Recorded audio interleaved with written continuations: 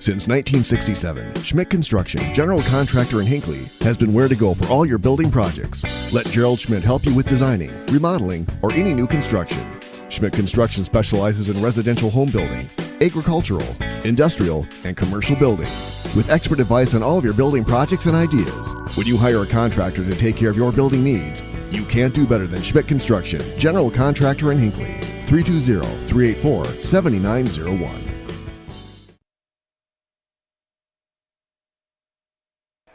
And welcome in, ladies and gentlemen, to today's broadcast of Championship High School Baseball here on WCMP 106.5 FM, AM 1350, and of course live with audio only on our website at WCMPradio.com. I'm Ethan Game Day Gilman joining you, and alongside me is Joe Lattimore for this evening's / afternoon's game. Joe, first of all, thanks so much for joining me here today. Great to be here today, Ethan. A beautiful day. The field looks great, and we're getting set here for a great championship game here. Absolutely. Looking at the weather here, we're sitting at about 80 degrees, which we're in the booth here. We've got a little bit of shadow. It seems perfect because we've got the fan, so we're pretty we're pretty good up here in the booth. But it is still a perfect day for baseball. No really clouds to speak of out there, and there's not too much wind, so that ball ain't going to be moving around too much for any of the outfielders and or hit batters at the plate. But yeah, looking at this game, it is the Hinckley-Finlayson Jaguars taking on the Sebeka Trojans, and you might be thinking to yourself, well, that sounds like a familiar matchup. Well, because it is. These two teams played back on Monday here in the section semifinal at Helly Field in Piers, and it was a good one between these two teams. I was able to watch that one through its entirety and call it, and man, it came down to the last inning, and it kind of just felt like that throughout the game, and Hinckley-Finlayson was able to get a RBI triple from Lane Von Ruden, who I said was definitely the player of the game in that one, and then he was able to steal home and grab that score to break the tie and give Hinckley-Finlayson the win to punch their ticket to this championship game of Section 5 Single A. So Sebeka was sent down to the elimination bracket. Ogilvie played Pine River Bacchus, who they lost to 6-5. Then it was a Pine River Bacchus Sebeka semifinal, and boy, oh boy, did Sebeka take out some anger they had in that one on Pine River Bacchus. 6-0, Sebeka got the victory. So really no surprise for, I think, a lot of people that Sebeka is right back in this championship game against Hinckley-Finlayson, and it should be a good one. Of course, if you're a Hinckley-Finlayson fan, much like we are today, you're hoping that this only needs one game, so Hinckley-Finlayson can punch their ticket to state, and we can be talking about them next Tuesday, I believe, is when the state tournament starts for them, and then we can be talking to you about them down at the state tournament, of course. But they have to get through this game first, and it's gonna be tough. This is a very good, a very veteran team in Hinckley-Finlayson. I know Joe and I talked about that before, but looking at Sebeka's roster, I know just before we got on here, this is an extremely young team for the Trojans. Yeah, we're just going through their roster, getting their lineups, and they have 4 8th graders in the lineup here today, 2 9th graders, a junior, and a couple seniors. So it's a very young roster here for the Sebeka Trojans. So it'll be interesting to see how the youngsters handle the pressure. If there's some things that are going to be happening going on, how are they going to be able to go through the process here of, if there's some mistakes happen, how they're going to react to them. So you never know what you're going to get, especially with 16 to 18-year-olds. Now you're adding 14-year-olds, so who knows what's going to happen. So it should be fun. Yeah, it should be a good one, and looking back at this game on Monday night, it was another fun one where it was Hinckley-Finlayson trailed by 1 seemingly all game long, and I kind of talked about it in that game. It was like, man, if they could just get that 1 run, it seems like that would be all they need to be able to get the victory in this one. And I also mentioned how it felt like Sebeka was comfortable sitting with that 1-run lead. Obviously, you want to add more, but they're not they're not risking anything to try and get that extra run above Hinckley. And thankfully for Hinckley, they were able to get that big RBI triple from Lane Von Ruden, who was just mentioned in the starting lineups. He was their starting pitcher that night. Man, oh man. You talk about a young man who comes up to the plate, he knows what he needs to do, and just absolutely gets the job done. He did that because it wasn't just at the plate, it was rounding the bases. I think that's the fastest I've seen him, maybe anybody, run the bases this year. He was hustling to get that triple, and he did, and then, of course, they stole home. And again, The call at the plate it depends on who you're a fan of. It really does. If you're a Hinckley-Finlayson fan, you thought it was a great call. If you were a Sebeka fan, you thought, that's a terrible call. So this one should be just as fun. I do believe Hinckley-Finlayson will be the home team since they are the undefeated team in the playoff bracket, and Sebeka should be the away team. So Hinckley-Finlayson in the first game should have the advantage, should be batting second, but it looks like based on the helmets being worn by Hinckley-Finlayson, they will be the away team. So I think they're going just basically seeding on this as they came in. Ogilvy was Ogilvy was the 1 seed in the East, but Hinckley-Finlayson was the 2 seed, and Sebeka was a 1 seed out of the West. So I wonder if that's how they're doing or not. But talking to the PA guy here, they are going to be the visitors, so they will be batting first here. So a little different thing going on that we were thinking. Yeah. So, but if there is a second game, then Hinckley-Finlayson should be able to have that home position, because I believe that's how they do that. They switch it up. So we'll see how it goes here in 5A. And obviously we're hoping they don't need that second game. Hopefully they can just get it done. We can get an early night, and we can be waiting to talk about them in the state tournament next Tuesday. Looking at these two teams coming into this season, both came in with a losing record. Hinckley-Finlayson has since turned it into a winning record at 12-10, and Sebeka is 9-11. It's just a strange year for Sebeka. Looking at them, they came in with a losing record, but they were 7-1 in the section, so not a bad section record. But the points, the runs for and the runs against were also not in favor of them. They scored about just under 6 runs, and they gave up just about 7 runs a game. So you're looking at it and you're thinking to yourself, how did this team win? But I think it is some of the experience mixed with the young guys, and the coaching obviously is a big talking point for that as well. Because if you look at the beginning of these playoffs for Sebeka, they absolutely tore through the competition. 9-1 they beat Bertha Hewitt-Verndale, then an 11-2 win over Pine River Bacchus, but before falling to Hinckley-Finlayson. So Sebeka, even though they are a younger team, they are no slouches over there, being the younger team. So for Hinckley-Finlayson, though, again, they bring a ton of experience with them to this team. I think this is going to be a really fun matchup. I think it's going to be an exciting one for Hinckley-Finlayson. We'll take a look at their starting lineups after this. We will take a quick commercial break to hear a word from our fine sponsors. Then when we come back, we'll take a look at the starting lineups, kind of give you our idea on what each team needs to do to grab the victory here today. And then we should be set for first pitch here at Helly Field in Piers, Minnesota for the Section 5 Single A Championship game. You're listening to on WCMP. It's finally mowing season, but you'd rather be doing something else. Thankfully, Minnesota Equipment in Isanti has affordable machines to help you get the job done quicker, any size property. Toro and Aaron's walk-behind mowers. How about John Deere lawn and garden tractors? Or a compact utility tractor? Minnesota Equipment has them in stock. Yard work doesn't have to take all day. Not if you get into Minnesota Equipment, Highway 65 in Isanti, or visit minnesotaequipment.com. Did you know that Franzen Bank & Trust is a Minnesota-owned company? And they're one of the largest community banks around. That's a great combination. As a community bank, they're dedicated to their customers and the communities they serve. You might say they're big enough to help, small enough to care. Last March, they provided $20,000 in grants to 6 different Minnesota communities. They also processed well over 1,700 PPP loans, allowing local small businesses to keep their employees on the payroll during the pandemic. Franzen Bank & Trust. Real people, real results.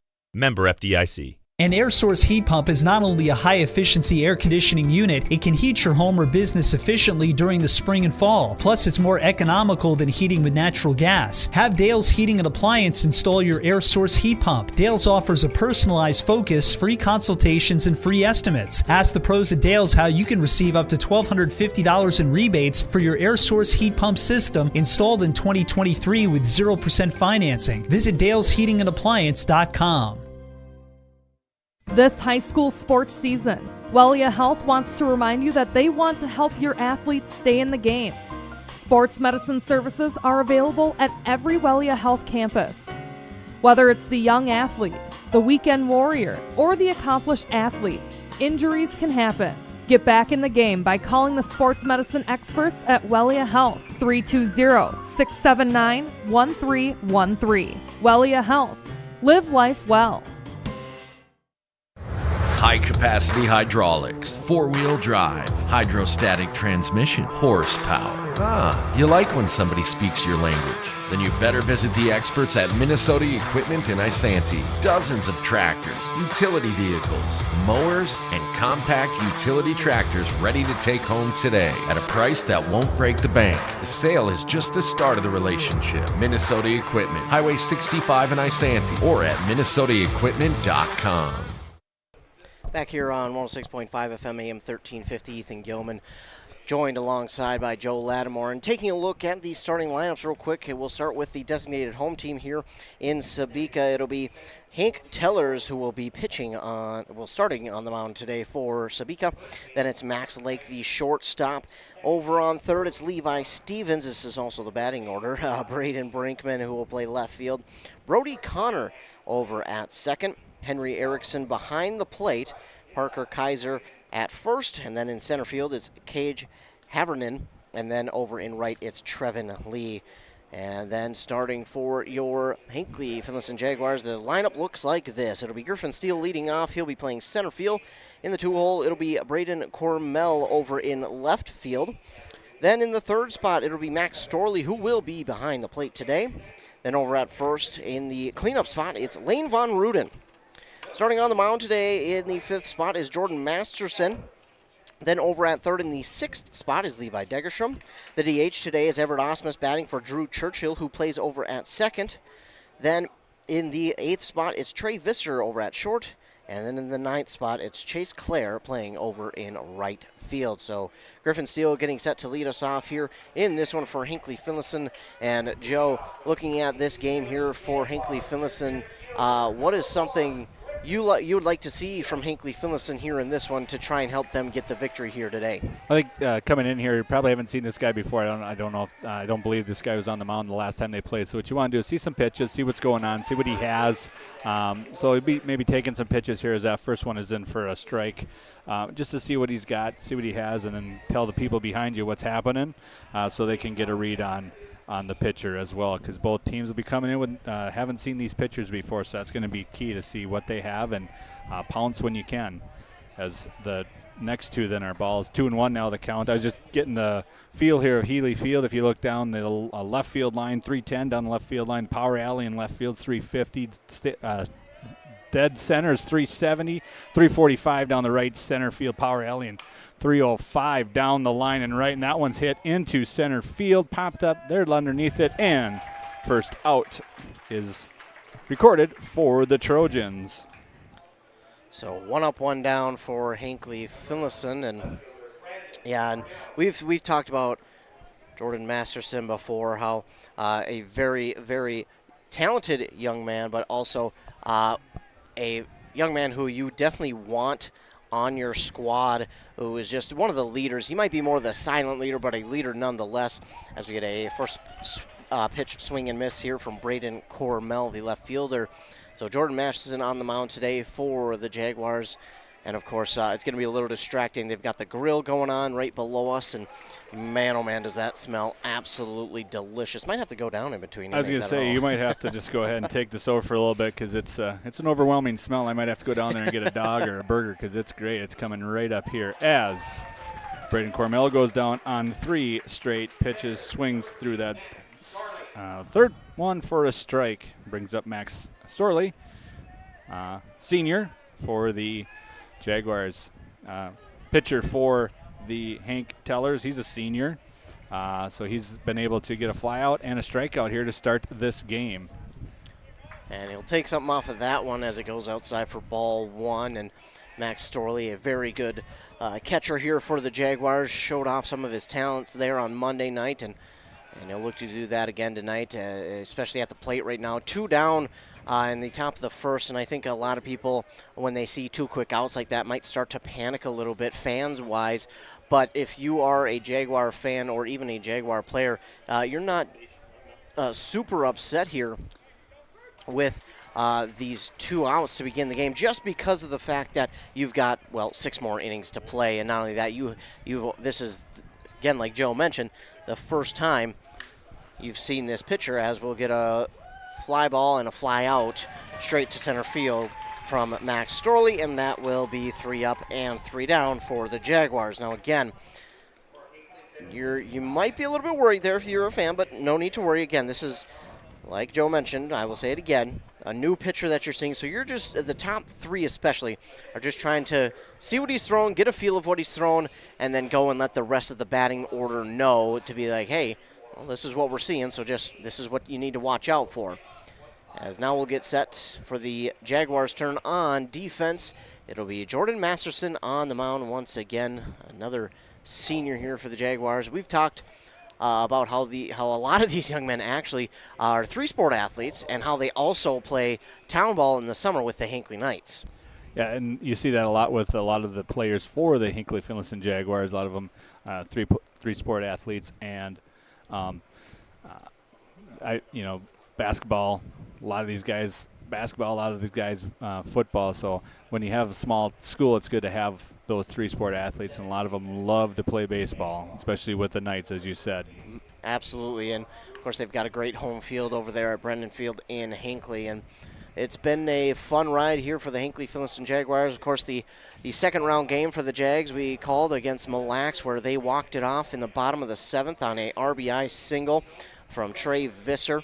It was a little bit of a base running mishap there in that game for the Jaguars. They got a good call on one, which led to them getting that RBI triple. So Hinckley-Finlayson, again, I'll ask this, but I know what some people might say, but advantage in this one, I think, goes more towards Sebeka's way. I know a lot of people would say Hinckley-Finlayson just because, well, they're right in the championship game, no losses, but I don't know about you, but I think almost I'd lean towards Sebeka with the advantage. I just think, like I said earlier, it's going to see how youth prevails for Sebeka. A lot of youth on the field here for Sebeka as we get set here for the bottom of the first. Hank Teller's coming up. He'll lead off. The pitcher will lead off for the Trojans. He's a senior, but yeah, just to see. And here's the thing with Hinckley-Finlayson has been in a lot of these close games and a lot of run one, kind of winning at the bottom of an inning. Walk off. So if they get down, nothing to worry about for them. They're just going to get through the order and get some hits and see if they can get to the pitcher. In this case, Teller. So this one's ripped down the third baseline foul. So count is now 1-1 to Tellers. Big righty on the mound here for the Jaguars. Tellers is also a right-hander, and here comes a curve ball that did not curve, so hit by pitch. We'll get Tellers, our first base runner of the game, on at first. 8th grader Max Lake now up. He's a shortstop, bats second. Number 3, he is a right-handed hitter. Like I said, there's 4 8th graders in this lineup, so youth is being served in Sebeka. As the first pitch there to Lake from Masterson is high for ball 1. And yeah, they just, Sebeka, that was, I'm pretty sure a game they felt they should have won on Monday, but Hinckley-Finlayson again being aggressive there late in that one. They were patient. Sebeka was aggressive early on with their base running, even though they had only scored 4 runs. They were still aggressive with the base running, but both teams, one thing I noticed was had a little bit of trouble getting runners home in scoring position. There were a lot of runners left on base in scoring position. So I think one of the keys for me here in this game for Hinckley-Finlayson is that one is belted down the left field line, and that is going to get in for a base hit. The throw in is not going to get the runner at third. So it'll be a double there for Max Lake, and that will put the lead runner on third. Yeah, so he gets the second there on the throw. Hit right down the third baseline. That was a great hit there. It was a hit and run situation there. The runner was off on that one. So that'll bring up Levi Stevens. He's going to bat left-handed here. First lefty of the game as he gets set in open stance here for the lefty as he looks at Masterson's first pitch in there for a strike. Yeah, and Levi Stevens was the starting pitcher on Monday for these Trojans, and he had a pretty good day out there. He almost went deep a couple of times in that game, but for Hinckley-Finlayson, This is it's almost eerily similar to how the game there on Monday played out, because it was a little bit of a slow start for Hinckley-Finlayson. Got their first run in the second inning, but for Sebeka, they were able to get a run scored in the first. So this is a little bit similar, as we get a swinging strikeout there from Levi Stevens for out number 1.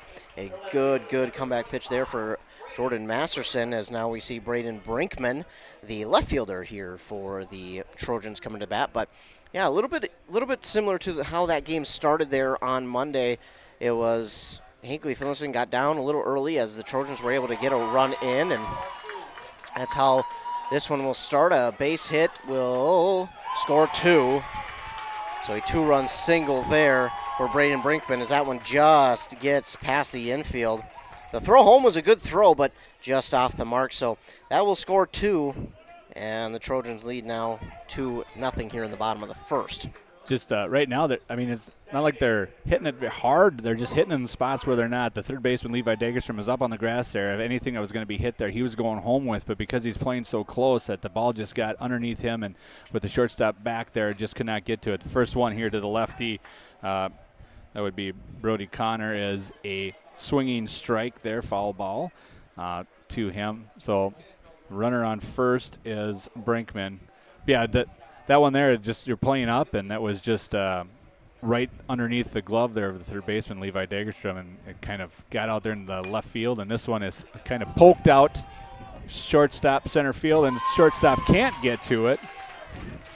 Trey Visser, that was a tough one with the left fielder playing way back, and Trey Visser kind of playing over towards second. They were kind of pinching the middle there, looking to turn 2, so that was a hard run for Trey to get to that one. So now runners on first and second for the Sebeka Trojans.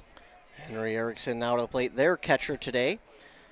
1 down and runners on first and second. Masterson's first one is swung on and belted out to left field. It's down for another base hit. Left fielder can't grab it cleanly, and that's going to score a run. Runner at second will try to go back. They're going to get him out.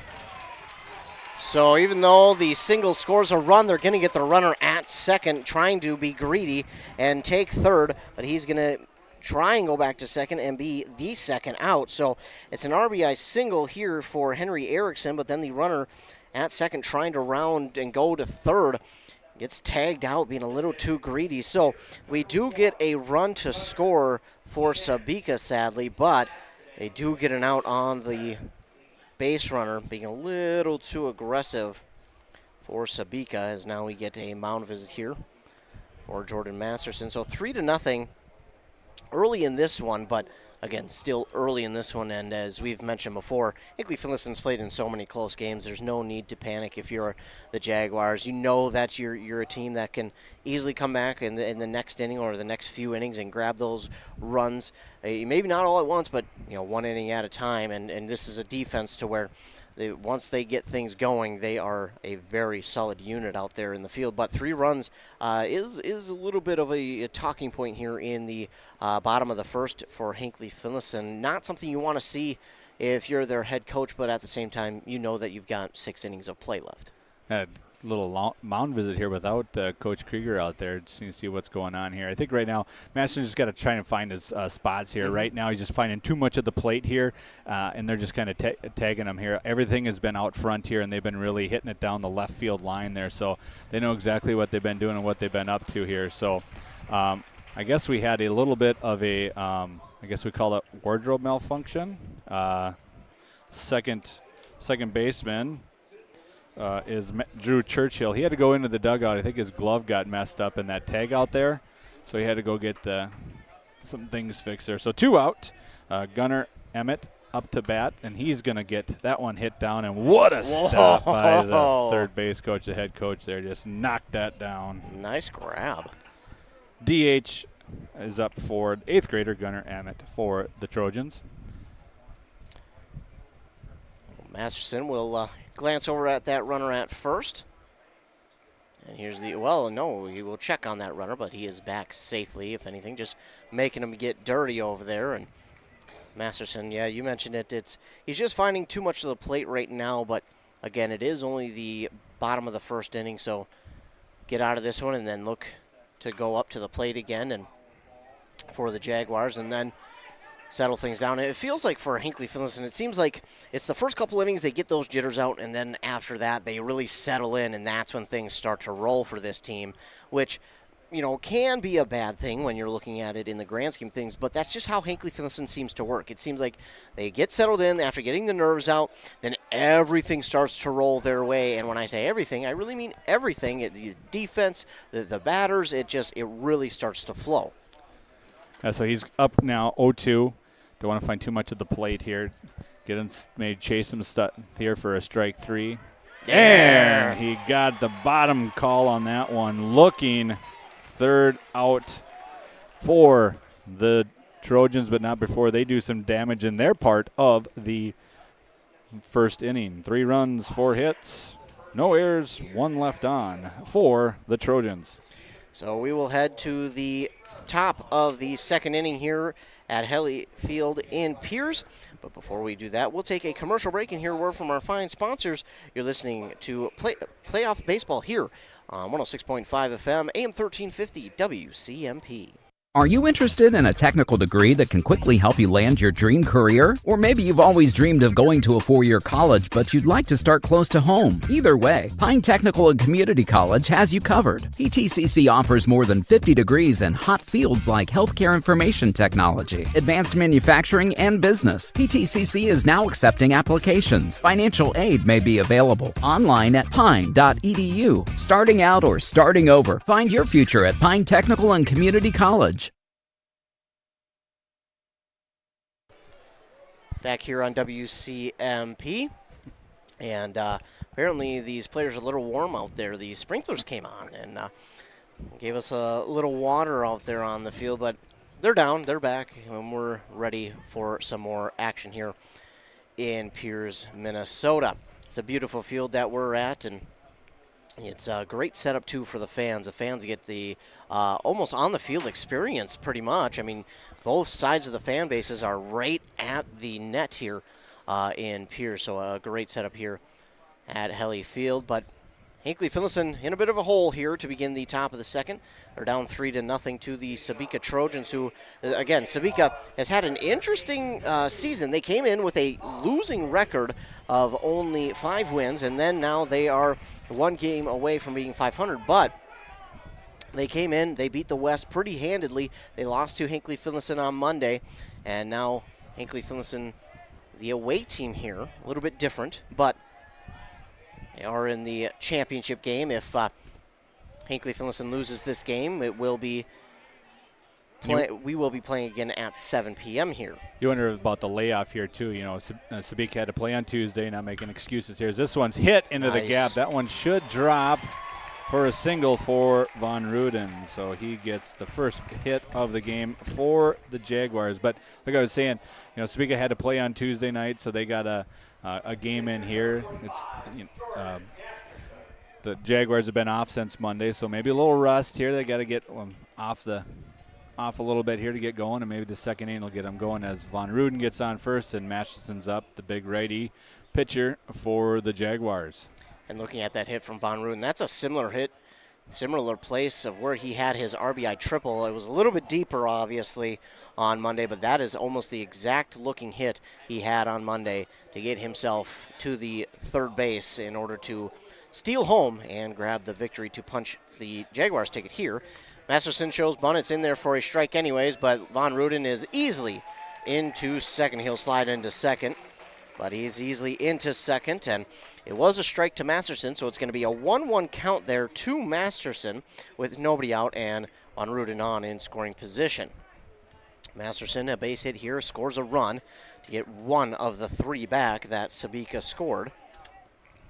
As here's the pitch that's going to be in the dirt. Nice job by the catcher Erickson to hold that one in front of him here in top of the second inning. Jaguars' turn. That was a tough one, too, because it bounced in front of home plate. So good on the catcher to make sure that one didn't get any farther, because it's a pretty big jaunt back here to the backstop. So any pass balls will get somebody safely to the next base. That one's in, a little bit outside, but they're going to give him the strike to even the count at 2-2. And, yeah, I tell people because more than likely they've seen Pine City's field being in the same conference as Pine City. That's kind of the similar length of backstop as it is in Pine here at Pierce. So that's a beautiful base hit out towards right field, but they're going to send, no, okay. I was going to say that's going to be close, but they're going to at the last second hold Von Ruden at third. Either way, it's a single there for Masterson. I thought we were going to get a play at the plate early in this one, but instead of being that aggressive early on, the Jaguars will hold them at third, and we're going to get a courtesy runner here at first. I believe I saw the number 19, which is Ethan Martin. I think it's Ethan Martin, yes, who's going to be the courtesy runner for the pitcher. So he'll be over there on first, and it's Levi Degerstrom to the plate. Yeah, I think that could have scored, but I think Masterson hit that one a little too hard, and right fielder was able to come up throwing on it. I mean, it was hit to the right spot as he skies this first pitch. And it's going to be tough to see here, but the shortstop gets the catch and gets underneath it as Degerstrom is swinging on the first pitch for the first out. And that's one of those pitches where it's higher up in the zone. You feel like it's higher up there and you can give it a ride, but it's also higher up where it's like, maybe don't swing on that one. But also, I think, too, here, you got a runner, you got first and third going on here. Mm-hmm. So if you can take a pitch, you're probably going to have two runners in scoring position because in high school baseball, whatever the case, forever the reason, first and third usually turns to second and third real quick. So take a pitch and make sure you can get, as they're really trying to pay attention as the pitcher steps off the mound there to look over at Ethan on first base, and he's going on that one, and Ethan swings through that one, and they're going to throw down. Interesting play there. Wow. He should not have thrown down on that one, so that'll get Ethan stolen base there. Ethan Martin stolen base to second, so now runners at second and third. That's what I was just talking about there. So if Levi takes a pitch there, you're probably going to have now two runners in scoring position. You might be able to find something to get yourself two RBIs. As Everett Osmus is at the plate, he's the DH for Drew Churchill. And I've seen this before here, too. So he's going to go from his full extension here. As this is going to be a little short one. This and no, it's down. He did drop it. Ethan's going to stay at second base. Sorry, I was trying to write as I do this here. That's so all right. He did drop it, so we're going to give that an E8 on that one and my one. He did have it in his glove, and it just fell, so that'll bring up Trey Visser here with now runners on first and second, one out as the Jaguars get one back here that they gave three up in the bottom there. I was saying, like, he's going from his full windup there. I've seen times where you can actually steal home on that one, which as a coach one time we had bases loaded, bottom of the seventh, and our pitcher just went from the windup, and their coach sent the guy from third because you can't do anything about it. You got to beat it. Yeah. You got to beat the pitch. So quickly 0-2 now is down Trey Visser. So going from the full windup, you got to be ready for that too for a stolen base home. And they're going to try the pickoff there. Oh, and they're going to get him. Ooh. So Ethan slid back under the tag. That was close. You heard the collective oohs from the crowd, as that was a little bit closer than I think the Jaguars wanted here. Great pickoff play by the shortstop, ran behind him, and just Martin's got to be cognizant of where that guy is at all times. So you can get in there. Trey is able to fight that one off and stay alive here. Count remains 0-2. So they do score that one run, as we mentioned, with one down still and runners on first and second. Again, Hank Tellers, the starting pitcher today for Sebeka. That next one to him is low and in the dirt for ball one to Trey Visser. Visser, he was usually up in that second spot, but he's here in the 8th spot for the Jaguars today. And here's the 1-2, swing and a miss, and that will make it now 2 down with runners on first and second, and Chase Clare coming to the plate here for the Jags. Tough one there, fastball. Just couldn't catch up to it there for the swinging strike. 3-4, Trey Visser. And they usually bat in second, get him down to 8th, maybe get some more pop down in the bottom of the inning. This one is popped straight up. Pitcher's going to try and get this one in foul territory on the third base side and makes the catch. And with one pitch, he is out of the second inning, but not before the Jaguars pick up a run there in the top half of their of the second. So the Jaguars do grab one of those 3 runs back, but they leave 2 stranded out there on the bases. And that's something that I kind of mentioned before that happened on Monday with Hinckley-Finlayson in that game against Sebeka. It was I'm sure frustrating for their head coach Krieger, but looking at it, they would either load the bases or they get runners in scoring position many times, but they could not seem to get those runners home in scoring position. And as a coach, that's something that you want to see a lot of from your players, is being able to bat those runs in that are in scoring position. They just couldn't seem to do it. But again, their defense did a good job, and the pitching did, of keeping it a 1-run game throughout that game. Then when it came down to it, they were able to get the job done. But I'm sure for the fans, for the coaches, for us up here, it's a little less stressful if you're able to get those runs earlier on and take the lead before having to get the win in the bottom of the 7th inning. But nonetheless, they did get it, and they're here in the Section 5A championship game against, yes, again, Sebeka, who holds a 3-1 lead, as they will lead off with Parker Kaiser. 8-9-1 hitter here for the Trojans, as they do have a designated hitter as well. So their right fielder's being hit for. So as this right-hander steps in against Masterson, first one's inside. Ooh. Just a little bit there for a ball. That was pretty close, and they're going to say ball. But you can live there. I mean, that's a pitch that you can live at, and some people are going to go after that one. There's a short nubbler here down the first base line, so Masterson's got to make the play on it, and he does. Nice athletic play, a 1-3 put out for the Jaguars to get the first out of the second inning. That's a tough one, because that's like a swinging bunt almost down the first base line, but Masterson does a good job to go and make that play and pick that one up. And I think those are kind of underestimated plays, because on a play like that, it is very easy for you to take your eye off the ball before you're grabbing it to try and throw it on to first quickly, and that can usually lead to a mistake, as this one is swung on and hit towards center field. Center fielder may have misplayed it just for a moment, but he backs up, grabs it for out number 2. That was Cage Havernan, who is out number 2 to the center fielder. But now we're back to the top of the order with Hank Tellers, their starting pitcher, and it went well for him. He was hit by a pitch, but then came around to score the first run, and then behind him Max Lake hit a double, or a single that he came around for the second base on the throw in. But Griffin made the cardinal sin of playing outfield. The ball was hit, and he started moving up right away. It's like, you got to take that first step back.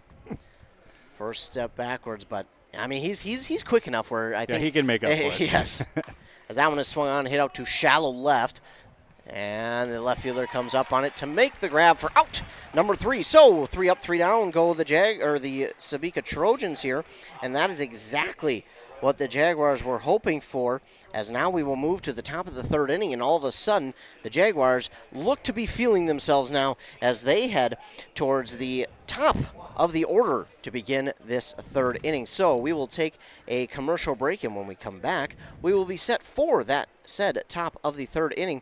Of course, you're listening to Playoff Baseball right here on WCMP.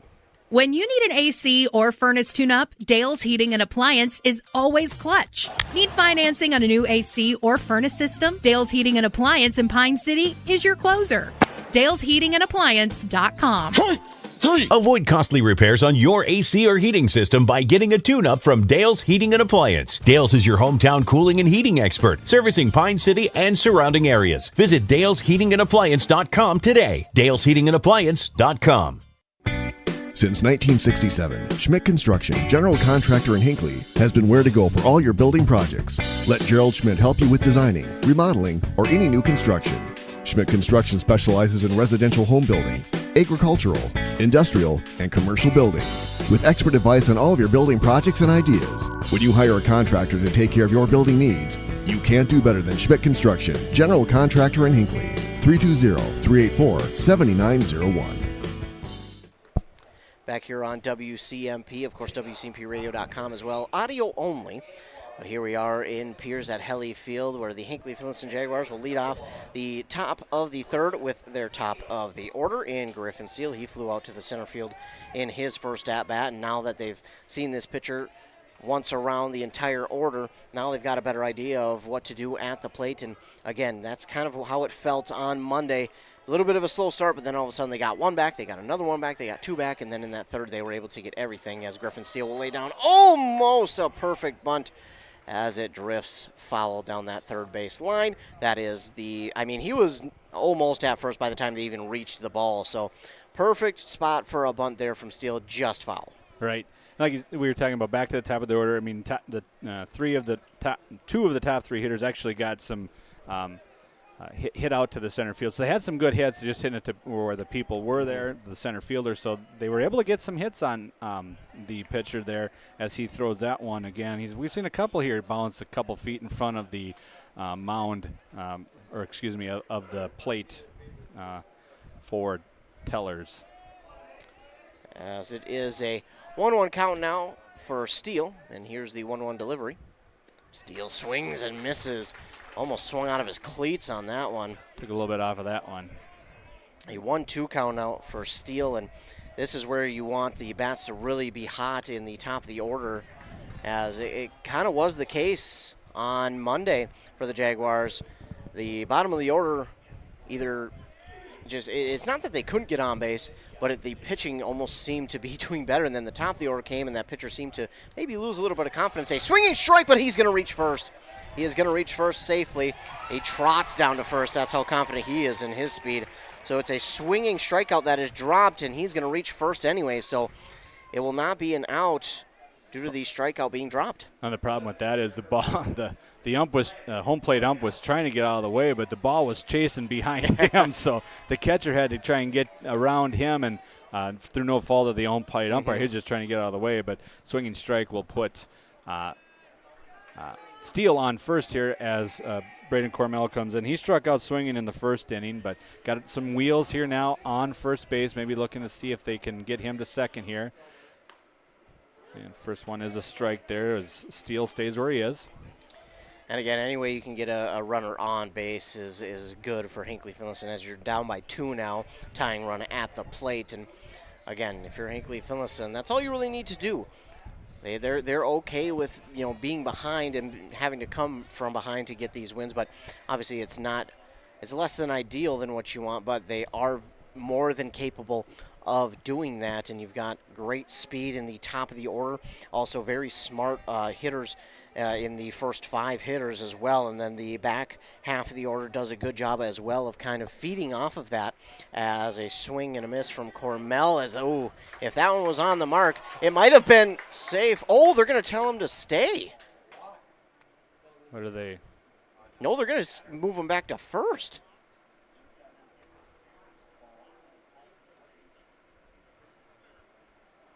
What in the world?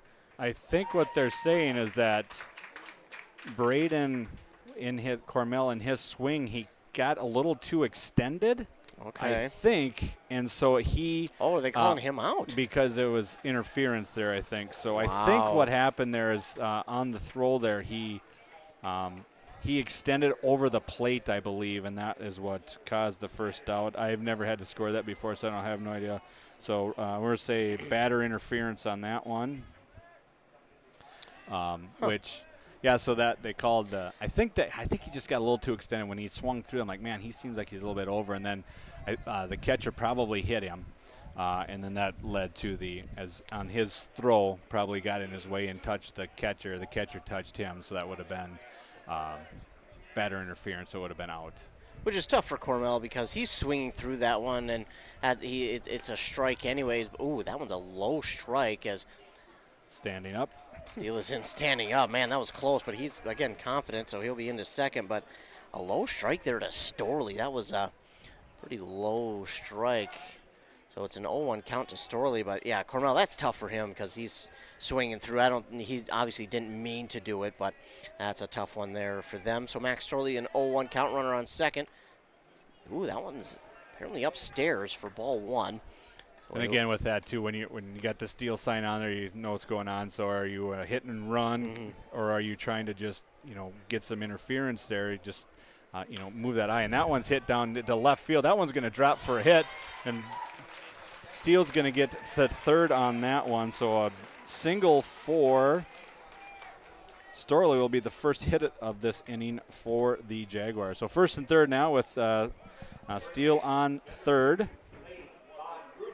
So Von Ruden will be up to the plate. He had a nice hit, the righty. He actually hit that one into right field his first time up. And here's where, be patient here. Get your guy over to second. You're the cleanup hitter, so you got runners first and third. And again, we've watched this before where they actually threw down, so something to think about here. So if we go first to third, if they go running here, maybe Steele's running home on this one. We'll see what happens as Tellers are going to step off on that one. Usually the catcher comes out in the middle of out in the grass there and tells everybody, hey, I'm going to pat my head and pat my arms and do this and do that, so everybody knows what play we got on. But I haven't seen that yet from this catcher, and they did not throw down this time. So this is going to be indifference there on that one. So Max Story will get into second. Now 2 runners in scoring position, tying run at second for the Jaguars here with the cleanup hitter Von Ruden up. Yeah, Von Ruden could prove to be a big at-bat here for the Jags. He could tie this game up, or we could see something like that. Hopper towards there, so that's going to score a run. Von Ruden's out at first on a 6-3 putout, but he'll get an RBI for that as Griffin Steele scores to make it 3-2 now. But again, that's how did Griffin get on? Steele got on by a dropped ball on strike 3. So again, those are some things that hurt as there's still a runner on second here for the Jaguars. And the first one is a ball call there by the home plate ump. So Masterson at the plate. He did get a base hit in his first at bat. That one's going to roll, and that will bring the runner to third. He's rounding third. Oh, a big turn there from Max Storley around third. He really wanted it, but they're going to have to stop him as the catcher did eventually find the ball. And well, 2 things happened there. The catcher was kind of stuck in his position. He had no idea where the ball was, and then the pitcher was not running home. So a couple different things there. That was the big round there by Mac because the ball was not covered and nobody was covering home plate there. As he goes into his full windup here, something to think about is Jordan crushes this one into the gap. This one might drop. It's going to tie the game. That one's going to go all the way to the warning track as Jordan's driving in there for a stand-up double that ties the game for the Jaguars. And that is a big swing there from Masterson to get that runner home to tie this one up. And this is what I was talking about. The Jaguars, they seemingly get in a roll, they get in their comfort zone, and all of a sudden things start to go well for them as there are 2 outs here in this one, but a runner now on second, and the game is tied at 3 here in the top of the third with, Levi Degerstrom coming to the plate. He flew out in his first at-bat, and we'll be looking to change that here. That's a nice drive out to right Long center. Run for the center it's fielder. Down. And that's going to score Ethan Martin from second base, so it'll be an RBI single for Levi Degerstrom there. He's a one pitch. He's just going to see one pitch, and he's going to try and hit that baby, and he did this time out to right center. And it was a long run for both the right fielder and the center fielder. Dropped down there, so he gets a single there on that one. That puts the Jaguars up 4-3 now.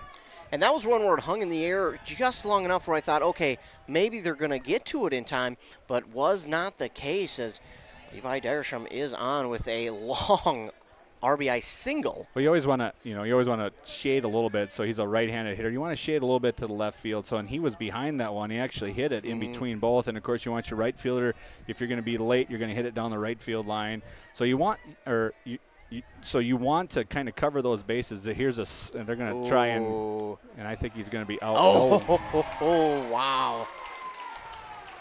So Levi Degerstrom steals second. It might have been a little bit closer than the Jaguars would have liked, and they may have gotten a call that went their way there. So 1-1's the count now to Everett Osmus. He's a lefty here up now. A hit for him into right field should score Dagerstrom from second. And trying to get it into right field there as he's just a little bit early on that one. He fouls it back out of play for a 1-2 count. And a good top of the third here for the Jaguars. And Osmus hoping to continue that trend here at the plate. There's a pretty big gap between the foul line and the right fielder, like you mentioned, over in right field. So that one's in the dirt, and he can't find it again. That's all the way to the backside. Oh, Levi's looking. He's going to try it. He's going to score. They got him. And wow. So a pass ball that is going to score yet another run here for Hinckley-Finlayson, and it's now 5-3 in favor of the Jaguars. Just another error there that kind of went off, and now they're going to talk about that it went off. The pitcher's going to talk here now and see what's going on. I'm not really sure what they're asking about. Well, the problem for Sebeka is the catcher's got to get out of his stance and actually look for the ball. He's the last few times he's just kind of sat there and looked, and everybody's trying to point and tell him where to go and what to do, and he's just kind of like doing this. So they're going to call it safe. I think they were maybe saying that somebody didn't get through there, or the pitcher, I'm not sure what he was looking for, but they all three of them get together. The umps got together, talked about it, and he was safe. So I was wondering if somebody, if it was, I saw the pitcher talking about, well, it kind of hit him in the leg or something. So I don't know if it was he thought he hit him or. And looking, strikeout for the Jaguars, but not before they do some damage in the top of the third inning there. 5-3 lead now for the Jaguars as they score 4 in the top of the third. A good top inning for the Jaguars here, and now we move on down to the bottom of the third inning, and that's got to feel good if you're Jordan Masterson going back out onto the mound. Now all of a sudden you were down 3-1. Now you get it back to the mound with a 5-3 lead, but sometimes that can cause a little bit more anxiety as well, dealing with a lead, because now you've got to protect, and now you've got to make sure that you aren't letting too many runners on base and you aren't letting anyone get to home. So it now becomes a little bit of a different approach for Masterson, as now instead of trying to come from behind, now he's dealing with a lead here in the bottom of the third. And if you're their head coach, Krieger, here for Hinckley-Finlayson, obviously you're happy with that top half. What do you say to these guys about this bottom half?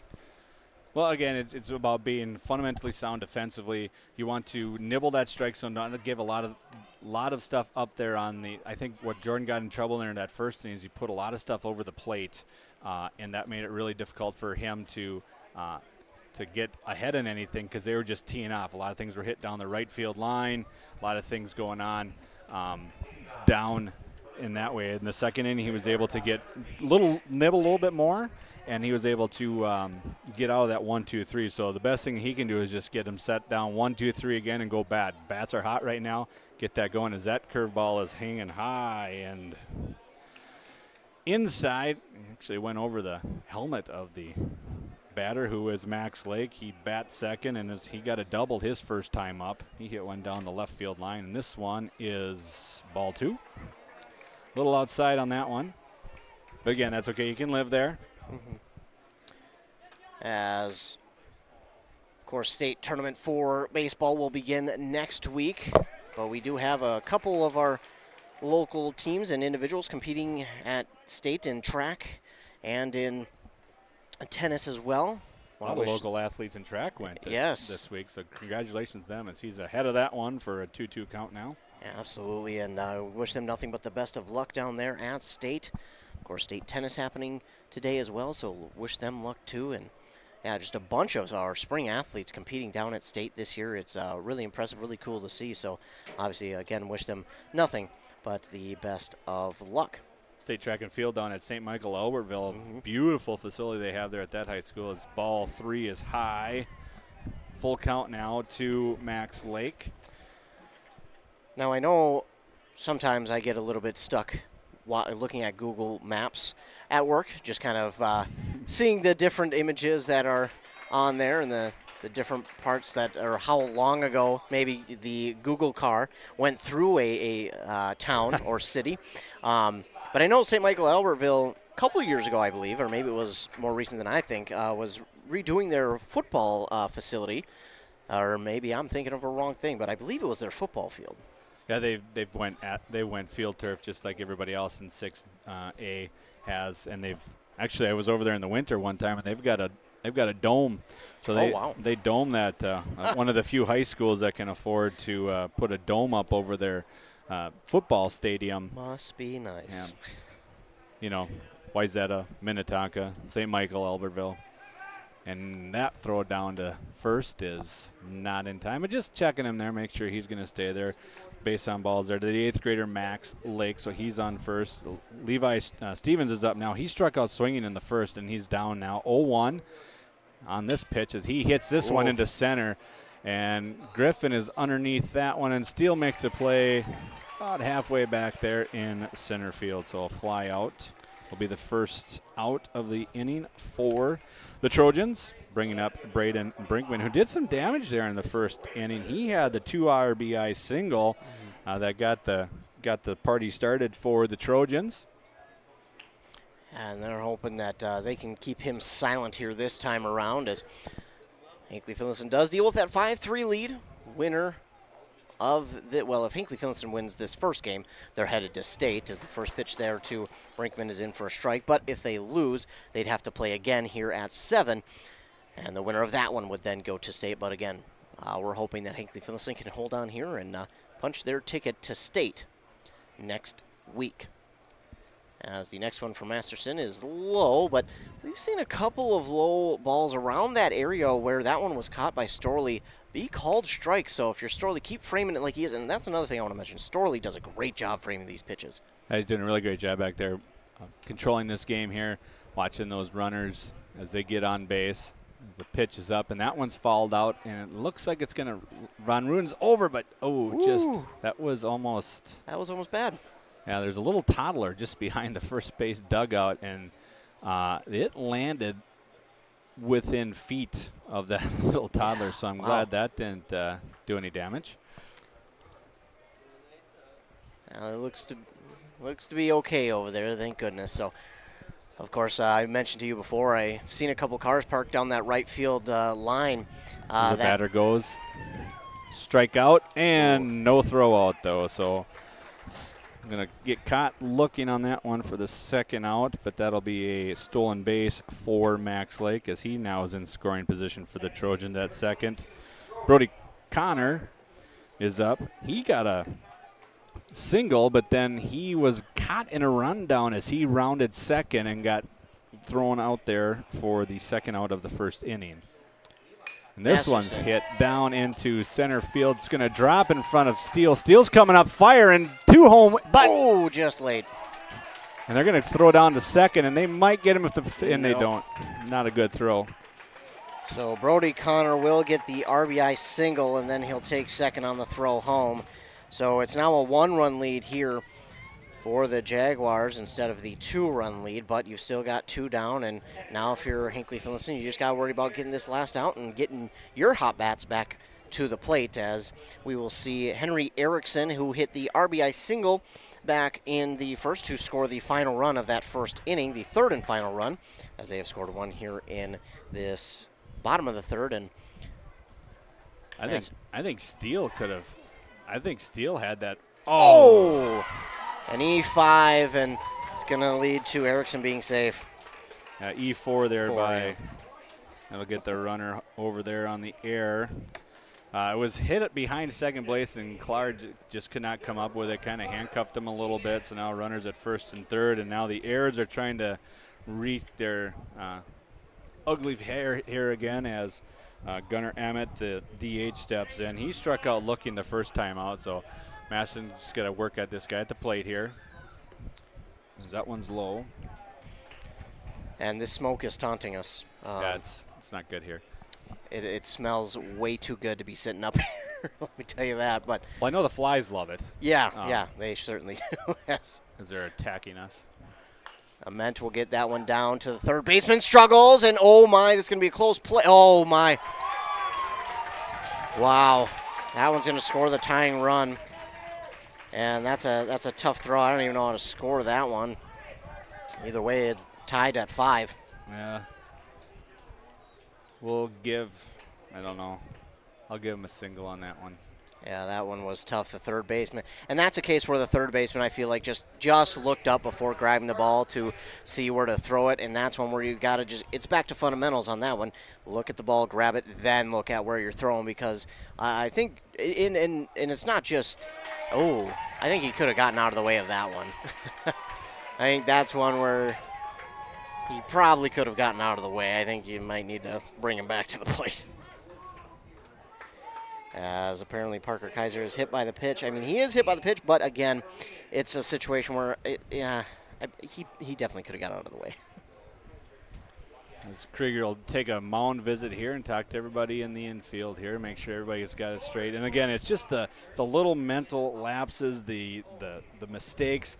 The inning should have been over. That was basically a routine catch by Chase Clare there behind second base. He's got to make that play. You're playing in the section championship. That's a play that you have to make as a second baseman. Catch the ball. Let's go hit. It's a tie game. Yeah. Or you're up a run. Now, because of that, a run is scored, and now it's I have 5-5. I have it at 5-4. Yeah, now they just changed it up on the big board there. So, 5-5 right now as the 9th hitter is up, and he hits it straight back there. So he flied out to center field in the second inning. But here's a chance to get that 9th batter out here for Masterson after the conference is over on the mound. Well, and now Sebeka's a base hit away from possibly taking a 2-run lead as this one's hitting to. Von Rude might have a chance. Oh, he just couldn't find the. That one's fouled off on Rudin, almost had it, but ran out of real estate. But, yeah, base hit here from Sebeka tears this thing back open, a 2-run lead for the Trojans. But, again, as much as we harp on, missing that play, for him, he's got to have a short memory and come back out and be aggressive and go get the next one. Absolutely. Again, I think Lane had enough room on that one. He hits this one to right field as the right fielder sets underneath it and makes the play there for the final out of the 3rd inning. But the Trojans get both back and tie this thing up at 5 as we head to the 4th inning. As we'll take a commercial break, come back, we'll be ready for that top of the 4th, and hopefully Jaguars can do some more damage with their hot bats as well. You're listening to Championship Baseball here on WCMP. It's finally mowing season, but you'd rather be doing something else. Thankfully, Minnesota Equipment in Isanti has affordable machines to help you get the job done quicker, any size property. Toro and Aaron's walk-behind mowers. How about John Deere lawn and garden tractors? Or a compact utility tractor? Minnesota Equipment has them in stock. Yard work doesn't have to take all day. Not if you get into Minnesota Equipment, Highway 65 in Isanti, or visit minnesotaequipment.com. Did you know that Franzen Bank and Trust is a Minnesota-owned company? And they're one of the largest community banks around. That's a great combination. As a community bank, they're dedicated to their customers and the communities they serve. You might say they're big enough to help, small enough to care. Last March, they provided $20,000 in grants to 6 different Minnesota communities. They also processed well over 1,700 PPP loans, allowing local small businesses to keep their employees on the payroll during the pandemic. Franzen Bank and Trust. Real people, real results. Member FDIC. An air source heat pump is not only a high-efficiency air conditioning unit, it can heat your home or business efficiently during the spring and fall. Plus, it's more economical than heating with natural gas. Have Dale's Heating and Appliance install your air source heat pump. Dale's offers a personalized focus, free consultations, and free estimates. Ask the pros at Dale's how you can receive up to $1,250 in rebates for your air source heat pump system installed in 2023 with 0% financing. Visit Dale'sHeatingandAppliance.com. Top of the 4th inning, we will see Trey Visser leading it off here for the Hinckley-Finlayson Jaguars. It is now tied at 5, and this one has the feeling of going possibly extra or Don't say it. Don't say it, Ethan. As the first pitch to Visser is in there for strike 1 on the bottom part of the zone. And there's something that you mentioned before this game started that we were talking about is this is one of the only sport where there is no clock. There's no clock, and if you're in a situation like the Jaguars just were, bases loaded, 2 down, a base hit really breaks this thing open, you yourself have to go out there and make the play to get out of the inning. And that's one thing, when we talk about American sports, one of the few that are not timed is baseball. So you got to make sure you got to make your own breaks in baseball. And in the bottom of the third, the Trojans made their breaks and the Jaguars did not, as the Trojans were able to get the tying run across here, as the count now goes 3-1 to Trey Visser here, as the pitcher there, Tellers, is the clay on the mound seems to be getting to him a little bit. That when he gets through on his follow through, he seems to be catching or something, as Trey Visser hits that one to third, and that one's way offline, and that hits the fence, and Trey's going to dig for second, and he's going to be up into second base with a throwing error. So it's going to be E5 throw on that one. So he's going to get to second base there on the pass ball there, and that'll bring up Chase Clare, the right fielder who got the last out of the third inning. Trey's got a big lead there at second. Go ahead. Sorry, Ethan. No, you're all right. Oh, a high bunt attempt was missed, and the umpire's going to walk this new ball out to the pitcher. But they get hit the catcher there a little bit, and so he's going to get a little bit of time here. So I think maybe that's what's going on. Yeah, grabbing his shoulder a little bit, and hopefully he's okay. We never want to see anybody get hurt, but no, and that's one thing that a lot of these young guys might be watching the MLB, and as a young person, you like to take after some of those players, but there's a coaching point that I think may go underrated or maybe not talked about enough. This is why you always hustle. If like Trey Visser just showed, that may look like a routine play over there at third, but the throw was off the mark, and now Visser's all the way to second because of the throwing error. So. Well, the throwing, I'm sorry, I didn't mean to, but the throwing error is because you were hustling down the line. That's what made him hurry that throw, rush that throw, and then it was offline a little bit, and then Trey was able to get to second there. It's down 0-2, and he will strike out, swinging for the first out, which will bring up the top of the order here for Griffin Steele. So he got on base with a swinging strikeout that was dropped by the catcher, and he scored the first run of the third inning, that 4-run third inning for the Jaguars as he gets in here. Ooh. Pitcher Tellers took a little something off that one. That one looked like it crosses the zone, but it did not. So Steele will deal with a 1-0 count with Visser over there on second. Oh, and Steele way in front of that one.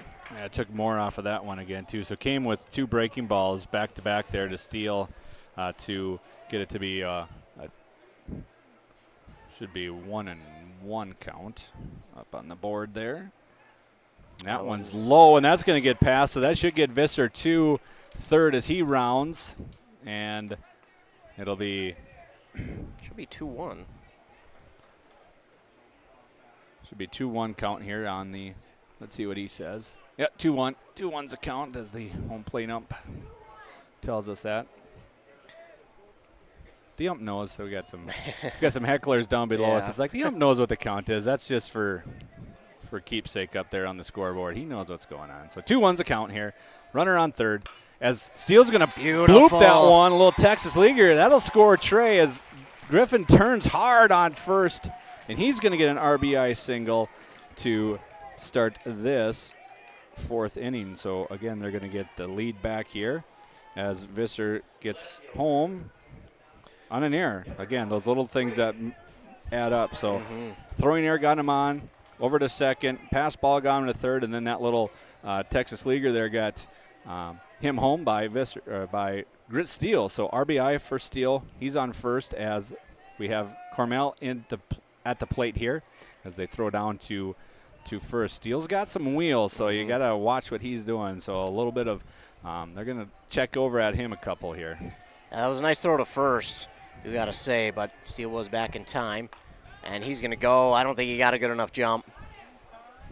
No, he is safe, but my goodness, this catcher has been on these last couple of throws. I think they may have been, I don't know, I think Hinckley-Finlayson might have been closer than not on these last couple steals, but he's I think safe. it's the mechanics of it, though, Ethan. As you look, the shortstop's way out front, so when he catches the ball, he's going way behind yeah. to try and get that. As the ball's in the dirt, and Cormel's going to get out of the way, so Steele now is going to get to third there on a pass ball. The catcher, and again, we're talking about kids here, but the catcher here is a ninth grader.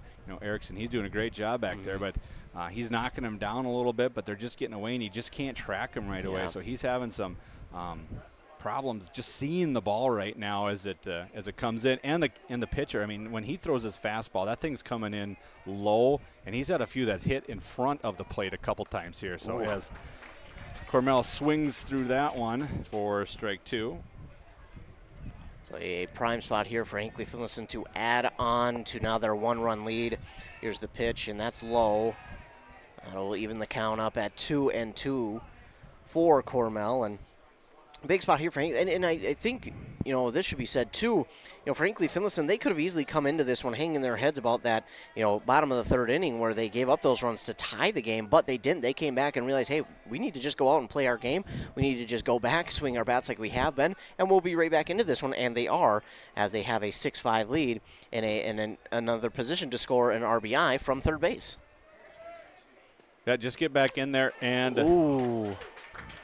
And I think the ump forgot what the count was, so that's a second out as he looks on that one, and that'll bring up Max Storley, who's flied out and had a single and scored a run here for the Jaguars. Here as he steps in, the right-handed hitter here, crowding the plate there a little bit. This one is. You're trying to get tells here. Looks like the pitcher here, he likes the tellers. He likes to start with a breaking ball to start. So that's something that, as the Jaguars get into this, say, hey, be ready for that breaking ball. If you're going to be the first swing here, that first pitch, sit. If it's a fastball, fine, but we're seeing a lot of breaking balls. So let's sit on that breaking ball and let's see if we can hit that somewhere where they're not. So just some things to think about as they watch from the dugout this going on. You always like that chatter going on, but it should be kind of chatter that makes sense as well. And Storley will lay off of that one just outside. And if Storley can do what he did in his last at-bat, this would give him more than enough for the RBI and probably an extra base. As now a 3-0 count. He'll watch that one go by, and it's ball 4, so a 4-pitch walk to Max Storley. Got runners on the corners, 2 down for Lane Von Ruden, who up to this point he has continued his clutchness, if you will, from Monday. He's hit a single and scored, and then an RBI in that last inning, as we'll see a mound visit here for Hank Tellers. Runners on the corners again, 2 down for Hinckley-Finlayson. But on Monday, there wasn't a bunch of 2-out magic. There was a couple of times where you've seen both teams score, but I think for Hinckley-Finlayson here, they need some of that 2-out magic to continue to add on to this lead. Here we are in the top of the 4th for Hinckley-Finlayson. And that's what you want to talk about. So I just saw Coach Krieger and Lane talking there, and it's like, all right, so again, talking about what we see first. We want to take that first pitch. We've got speed at first. Let's take that first pitch. Let's see if we can get him down to second, and then we'll be looking, because then we're going to have 2 runners in scoring position with 2 out on the crack of the bat. Everybody's running, so anything that's hit down might score 2. So for sure 1. So that's what you're looking for right here. Just some game theory as we look here as Lane, as the conference is over, as Lane gets ready, gets the sign, and he's going to come set as the Tellers looks over at first, scratches his head there, and good thing he didn't come set, otherwise that would have been a balk. And Lane hits this one. It's going to hit it right to the left field here and settles under it for the 3rd out. I don't know if he grabbed that one as cleanly as he might have thought he did. I think he had to spin around to grab a hold of it firmly. But that will be the 3rd out, and they will strand 2. But the Jaguars do score a run to retake the lead, 6-5 over Sebeka. We will head to the bottom of this inning, and the Jaguars will look to be keeping the Trojans off the board as they score 1 to take a 1-run lead after Sebeka tied it in the bottom of the 3rd inning. So we will see what the Jaguars can do on defense to try and keep Sebeka off the base paths and then bring back their batters to the plate and try and get another something going there. And as we are a little bit about, I'd say halfway, a little bit over halfway through this one. Jaguars in a good spot again. I really like the fact that they were not coming to the plate being too aggressive, panicking or anything like that. They just continue to swing their bats the way they have been. And they were able to take a now 6-5 lead. Again, winner, if the Jaguars win this one, they are on to the state tournament. So one win is all they need. But speaking of a win, you can get a win here for this Father's Day. We have the Save Some Green golf card on our website. Just go to wcmpradio.com/deals. This golf card is only for a limited time, and this special is only for a limited time.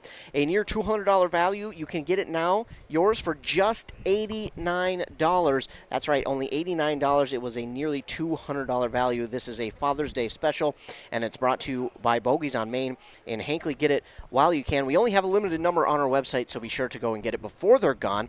It's good for one round of a 18-hole round of golf with a cart for one person at the Bull Rush Golf Course in Rush City, Stones Throw Golf Course in Malacca, Springbrook Golf Course in Mora, and the Pine City Country Club, of course, in Pine City. It's not valid for league or tournament play. Course rules do apply, and it expires at the end of the 2023 golf season. So if you've got a dad or an uncle or a brother or anyone, or maybe it's a mom or aunt or grandma who likes to golf, be sure to get this for them, because this is, again, a limited time deal, a near $200 deal. Yours now for just $89 as we begin the bottom of inning number 4 at the top of the order for Hank Tellers. He sees the first ball pitch go by him for ball 1, and now this one gets in there for strike 1. Well, I just heard from the studio too, so those are all gone. I just bought them out. So okay. Yeah, all I right. wanted to.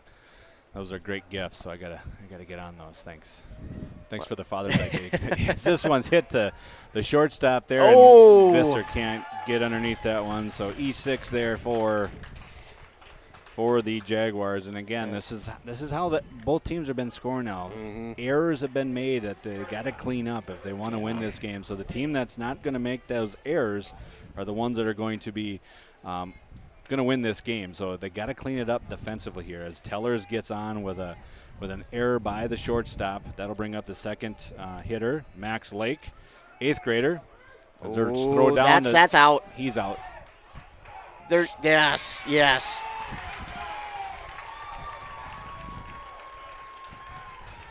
So they will catch Teller stealing second, but it does look like he may have gotten a little bit hurt. Hopefully he's okay. Never, ever do we want to see anybody injured. Well, and I think, too, there, what we have to, and a teaching moment there for the second baseman, it's like, okay, great job. You put it down. Everything's great, but the umpire doesn't know if you have – there was a long pause. Yeah. The umpire doesn't know that you have the ball. You have to raise your glove and say, here it is, so I can call it out. So it was a long time there, but it looks like Tellers is up. Okay.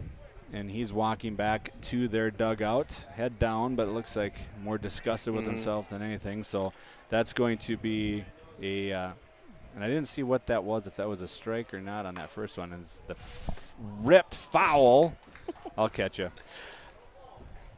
That one was ripped foul. So it was a hanging curveball there that he was way out. I shouldn't say way out, but he was out front of enough just to make that foul. They had the third base ump standing right down that foul line, and he had to kind of get out of the way of that one. So it was foul. So now the count is 0-2 to Max Lake here as Masterson gets set.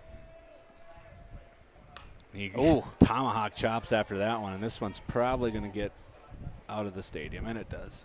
And thankfully nobody walking by. There was someone close, but nobody walking by, so count will remain 0-2. And so that error doesn't come back to hurt him on that base runner as he's thrown out at second, but that one felt like he may have been more of a nonchalant grab for the ball, and you've got to be aggressive at all of these. You got to make sure you're doing the little things right like we've talked about, and that one there, a little bit of a mistake, and that one's going to be a bloop out to right field, and it's going to get down for a base hit. And he should get, He thought about it, but he's going to stay at first. So Max Lake on with a single out into right field, and that's going to bring up the third baseman Levi Stevens. And for me, the right fielder again with a righty up, he's playing way too much to the middle. I always like to have our right fielders play the line a little bit more, because a right-handed hitter is usually going to be late to hit it to you. So you want to kind of guard that line a little bit, especially for extra bases now as we get into the later innings here, as we're already into the bottom of the fourth. That one's just low and off the plate for ball one. As one down and a runner on first now for Sebeka. Jaguars trying to get out of this inning, bring it to the top of the fifth, and try and get their guys back to the plate and get those bats hot once again. They throw over to first, not in time as the runner is back safely. Hinckley-Finlayson trying to get the win here and punch their ticket to the state tournament. If they lose this first game, they'll play again at 7, and then if they win that one, they'll be on to the state tournament. So they do have 2 chances here, and that's what the advantage you get of not losing a game and going to the elimination bracket. And Hinckley-Finlayson, what a wild win it was on Monday, but they're here, and yeah, like you said, back early in this one, it seemed like they were just kind of knocking the rust off after not playing, as that's going to be a base hit for Stevens, and the runner from first will round second and head to third, and he'll be safe as... Ooh, almost. That was a heck of a throw by Steele. Wow. It was close. As you were putting that in the book there, it was a throw down there, and he just beat that throw. There was one earlier in the game, too, where Von Ruden cut it off, and I don't know if he doesn't cut that one off. I think there was a play at home if he lets that one go through, because Steele rocketed that thing from center field, and I think it had enough on it. So first and third now, 1 out for the Trojans. They look to find the equalizer here with the runner 90 feet away, as we get the right-hander Braden Brinkman, who already has 2 RBIs and a strikeout today. First one's a strike. Yeah, runners at the corners now, and this is a tough spot to be in if you're Masterson, but again, you get the out here, and then just need one more get out of the inning and move back to the plate for your team, but easier said than done. And Masterson with the 0-1. That one is drilled down the third base line and foul. So it's going to be an 0-2 count, or 1-1 count, excuse me, for Brinkman. I have 0-2. That's what the umpire has, too. Okay. Blue showed 0-2, so. It is 0-2. So Brinkman. That's why I keep score with the little boxes in here so I can count pitches as well. And that one is thrown out, and I think Von Ruden, oh, man, he just cannot find that fence. I don't know if it's the color of the fence. So the fence is protected with a black PVC pipe that goes over the top of it. A lot of times you see the yellow on top of that for a demarcation, but he's just having a real hard time tracking. There's been a few where if he could just race to that fence, he might have a chance, and I think that's the problem right now is he's tracking the ball instead of racing to the fence. Like, race to that fence and get to it. As this one's popped up into foul territory to Von Ruden. And that is why you use 2 hands. Yes, that was wow. That started to squirt out of his glove there at the last possible moment. But yeah, you hit the nail on the head. 2 hands there, and that's really what helped him hold on to the ball for the second out. As Brody Connor will come to the plate. He's got 2 singles here today and an RBI back in the third. So looking to make some more noise here for Sebeka. But the Jaguars trying to finish off this inning and not allow that runner at third to tie the game. That one is swung on. Oh, right to the first baseman. He got a glove on it, and that's going to be safe at first. The tying run does come home. Man, almost a diving play. I think I'm going to give him a single on that one, because that thing was just a rocket, and it was just tough to get off on that, get that one. So because Von Ruden was moving off first base into his position, and then it just kind of went right to him. So tying run goes across, so we're back to 6-6 here. Runners on first and second, as Henry Erickson is up. He's got an RBI, and the first one for him is a strike. He was stranded at third. Reached on an error in the third inning.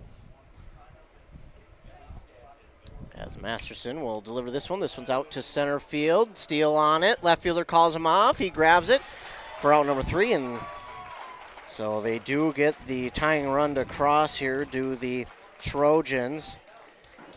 And we'll go down to, or up rather, to the top of the 5th inning. And the Jaguars hoping to do some damage once again as they get back to the plate. It's been a back-and-forth game here. It started off with Sebeka getting 3 runs in the first, and then Hinckley-Finlayson slowly but surely came back, took a lead, and now we've been tied for the last couple of innings as we will take a commercial break here. And you're listening to Championship Baseball on WCMP. This high school sports season, Wellia Health wants to remind you that they want to help your athletes stay in the game. Sports medicine services are available at every Wellia Health campus. Whether it's the young athlete, the weekend warrior, or the accomplished athlete, injuries can happen. Get back in the game by calling the sports medicine experts at Wellia Health, 320-679-1313. Wellia Health. Live life well.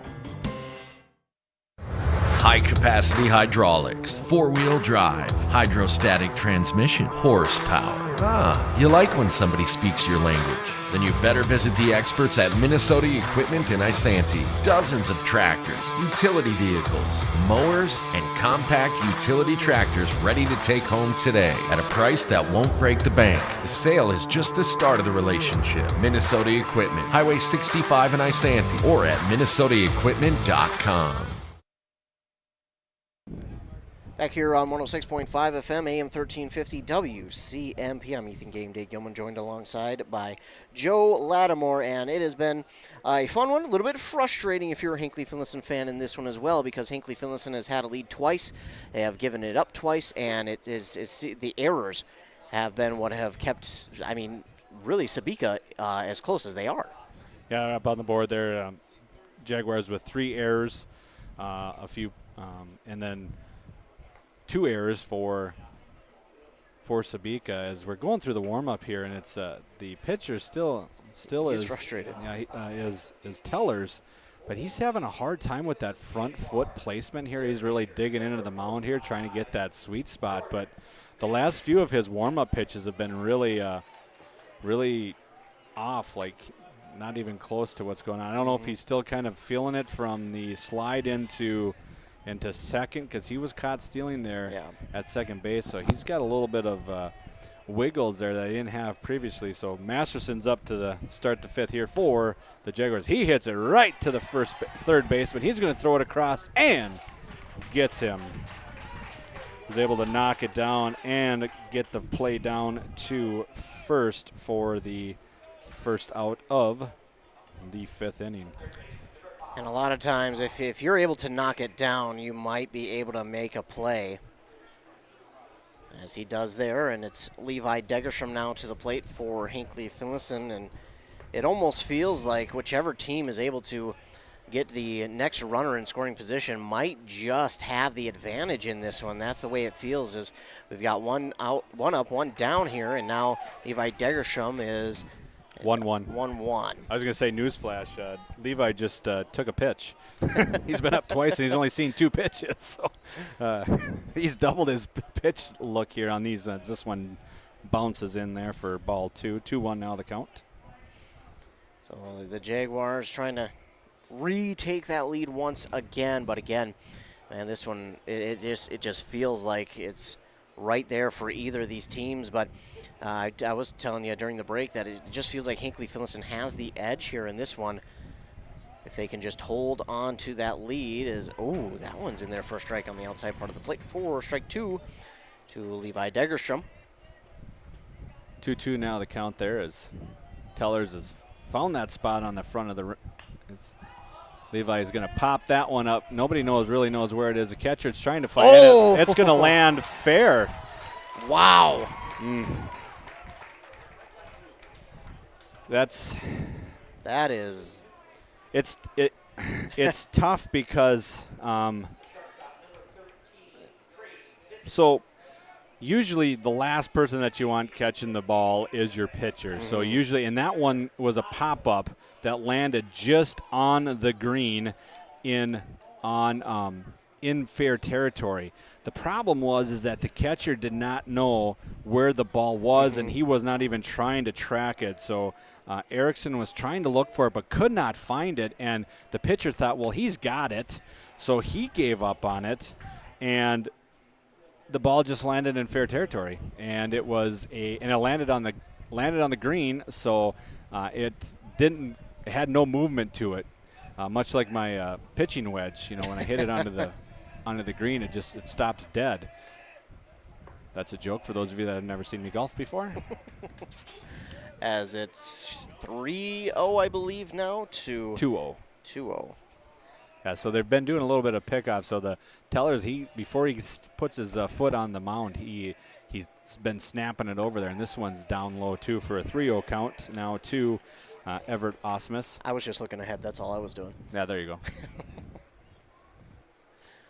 Tied at 6 here in the top of the 5th inning. Jaguars trying to retake that lead they have had now twice.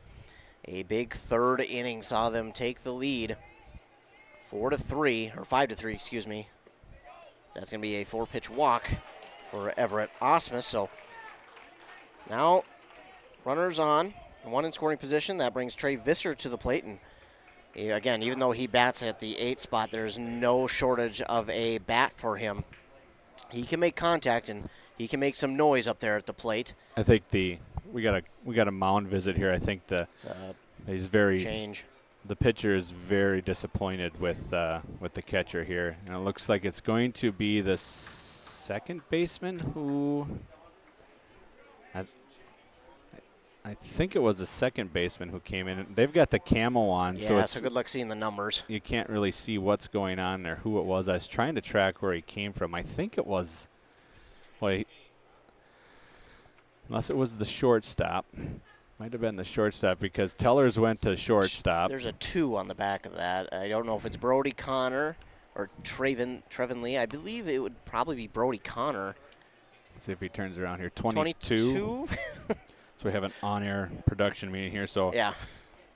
So Brody's going to go to pitcher. It looks like Tellers is going to shortstop, which means I guess Lake would be going to second base. I think that's how they did that.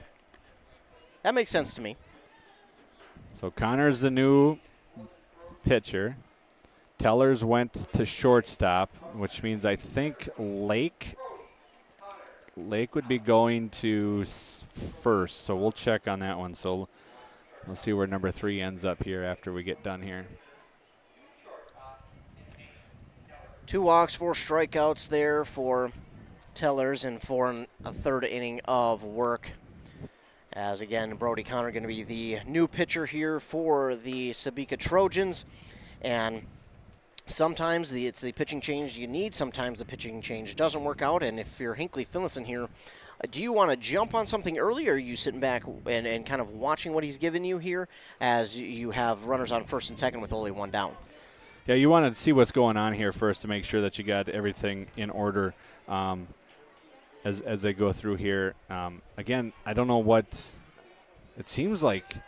I haven't seen much of it with Jordan Masterson, but the last 2 pitchers have really been, for Sebeka, have been having problems with this mound here. So as Connor gets set here on the mound, he is from the stretch.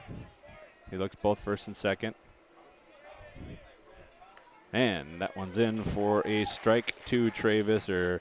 Visser struck out swinging in the first and reached on an error in the 3rd and scored a run there in that 3rd on a cascade of errors there, pass balls by the Sebeka Trojans. And a sidearm there. So one thing you got to watch here now is I've noticed his warm-up here. So he comes overhand, and he comes sidearm. So he's got a couple different release points that you kind of have to watch and see where the ball is going to be coming from. So tough to get that eye sometimes.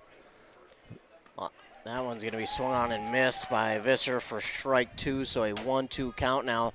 1 down, runners on first and second, and a big spot here for the Jaguars once again, already in the top of the 5th, and they're looking to try and retake the lead as we're tied at 6 between Sebeka and Hinckley-Finlayson. Again, if you're just joining us, Hinckley-Finlayson went down 3-0 in the bottom of the 1st, and they came back, scored 1 run, and then in the 3rd, it was a big 3rd inning for them as they scored 4 to take a 5-3 lead. Then it was Sebeka who tied it up, and we've been tied ever since, but Visser is going to go down swinging there as out number 2. I'll bring up Claire. He struck out in the 4th and popped out to the pitcher in the 2nd. Runners on 1st and 2nd. He hits one. That should score the run. That's down in between the left field and center, and he's going to left and center. That's going to move the runner to 3rd, so that'll score Levi Dagerstrom. He'll get an RBI single on that one for Chase. Great plate appearance for him. Took that first pitch and drilled it to the alley there in between the left fielder and the center fielder. Brings us back to top of the inning here with 2 outs now, 1st and 3rd, as Everett Osmus has worked his way over to 3rd base. So a big spot here now for Griffin Steele, who has been to the plate 3 times. He's reached twice. One of them was a swinging strikeout that was dropped. And in the 4th, he had a RBI single, and this one lifted out of plate. As long as it stays away from our cars, I'm okay. Yes. That's the tough thing about here is there are a lot of spots where these cars could get hit, but luckily it looks like all the cars are outside of hitting distance. But it looks like most people have been to a baseball game before, judging by where the cars are parked. 0-1 to count to Steele. Well, there are some cars down there, down first base line, that could be susceptible. Again, it's that arm angle there, so that one there came off on sidearm, and Griffin Steele was just a little bit too far out in front of that one. So again, it's about finding that release point and what you can see out of that. So it's something as we got Chase Clare made it to 2nd. A shot right up the middle. That's going to be a tough play, and it will score 1. And that one was hit right back up the middle.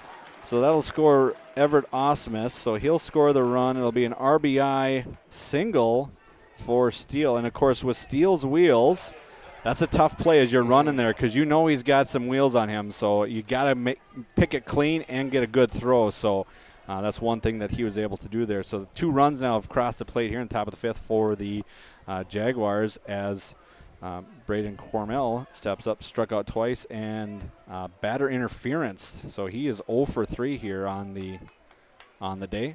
And what a spot to really switch your fortune in a game like this. One swing of the bat drives in another run. Possibly 2. So it's strike. So we got defensive indifference again on the first with 1st and 3rd. He almost always gets second base there. So now 2 runners in scoring position with a 0-1 count here to Cormel as he looks in here. He tried a little bunt on that one. And he swings that one right down the line. Nice pick by the 3rd baseman. He fires over and makes the play. What a pick by the 3rd baseman there. Great play by the 3rd baseman as I try and get his name for the Levi Stevens. Great shot down. They don't call that the hot corner for nothing because that thing was sharply hit, and he knocked that thing down, threw it down, and was able to get that down to the first base for the final out, but not before the Jaguars do a little damage. They got 2 runs on 2 hits. We had a couple of 3 hits. I had 3 hits in that one. As I try and do my math in my head, it doesn't always work. As we looking out at the mound, we will have a pitching change here for Hinckley-Finlayson. It's going to be Trey Visser who makes his way to the mound. So Jordan Masterson goes 4 innings of work here for the Hinckley-Finlayson Jaguars as Trey Visser tries to come in and save this one. If they win, they're headed to state. So Visser goes to the pitcher. Masterson's going to go to first base, and Von Ruden will go to shortstop. So those are the changes. It's all internal there. So Von Ruden will go from first base to shortstop. Jordan Masterson will go from pitcher to first base, and Trey Visser will go from shortstop to pitch. It was 3 strikeouts there for Jordan Masterson in his time on the mound. As they get some warm-ups going here. Trey Visser comes in here. He pitched the end of the Mille Lacs game, the exciting Mille Lacs game we had there last week. So we head to the bottom of the 5th inning here. 2-run lead now for the Jaguars. Here's a great opportunity for Visser to come in, throw it down, knock it down, and get back into the dugout to get some more runs on the scoreboard for the Jaguars. So as we head to the bottom of the 5th here, and up to bat is Gunnar Emmett, the DH for the Sebeka Trojans. And we talked about it before, the errors that came the way for Hinckley-Finlayson that led to scoring for Sebeka. This is a great opportunity here to kind of erase the memory of those errors. Come in here, get 3 outs, and like you mentioned, get back to the plate for Hinckley-Finlayson to add more runs. Just add more insurance and add. As that one's going to be low for ball 1. So a 1-1 count here for Gunnar Emmett to begin this bottom half of the 5th. And 8-6 lead now for Hinckley-Finlayson. If this goes the way it has been, we'll be tied again after. Yep, as he hits that one into left field for a base hit. So we'll lead off single there for the Trojans. And I see how you're trying to do the announcer's curse. Reverse psychology on that one. Trying, but it did not work there, as now to the plate is Parker Kaiser. He's 0 for 1 today, and he was hit by a pitch back in the 3rd.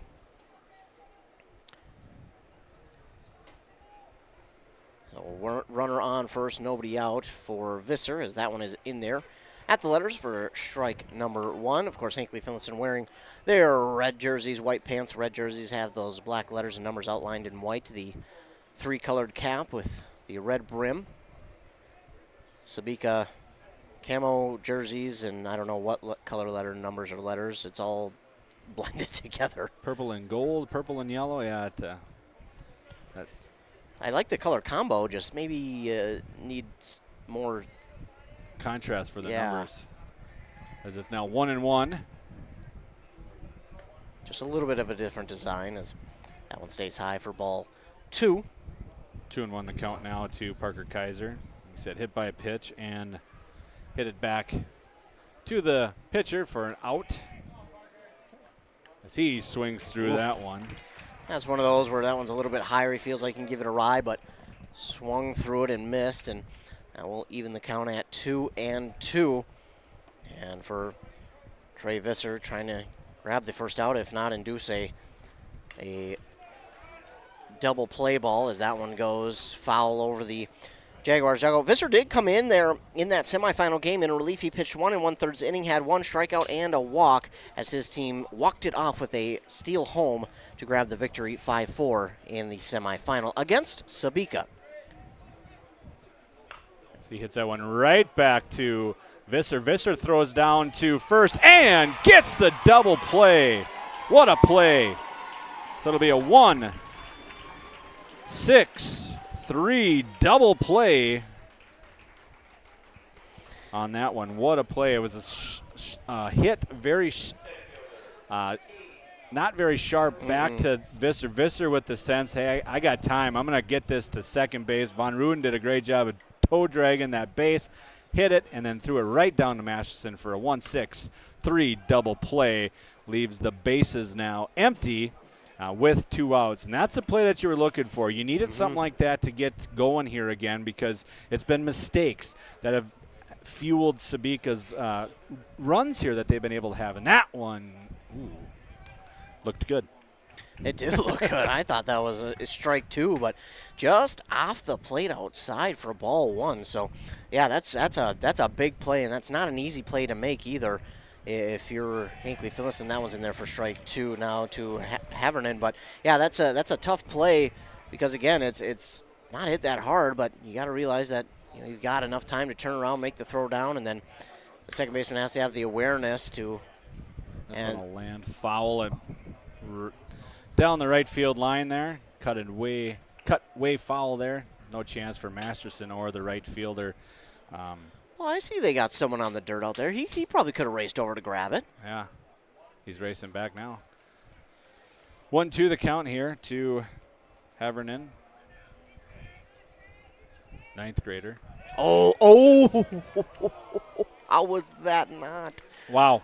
Oh, my. That one has been a strike all night long. There's only one person in this whole stadium that thought that was a ball, and that's the guy behind the home plate there. Wow. Hey, and he gets him on the next one anyway. Wow, so he comes back and says, all right, that one's not, this one is. As it will be a 1-2-3 inning in a win. Not.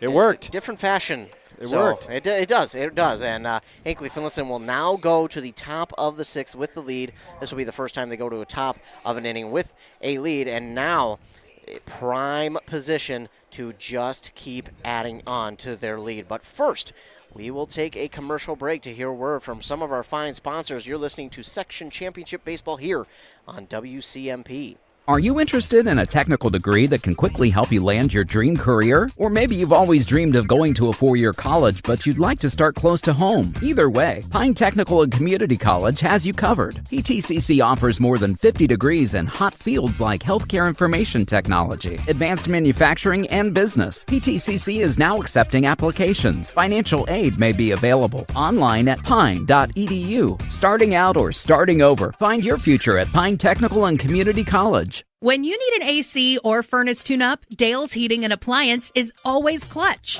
Need financing on a new AC or furnace system? Dale's Heating and Appliance in Pine City is your closer.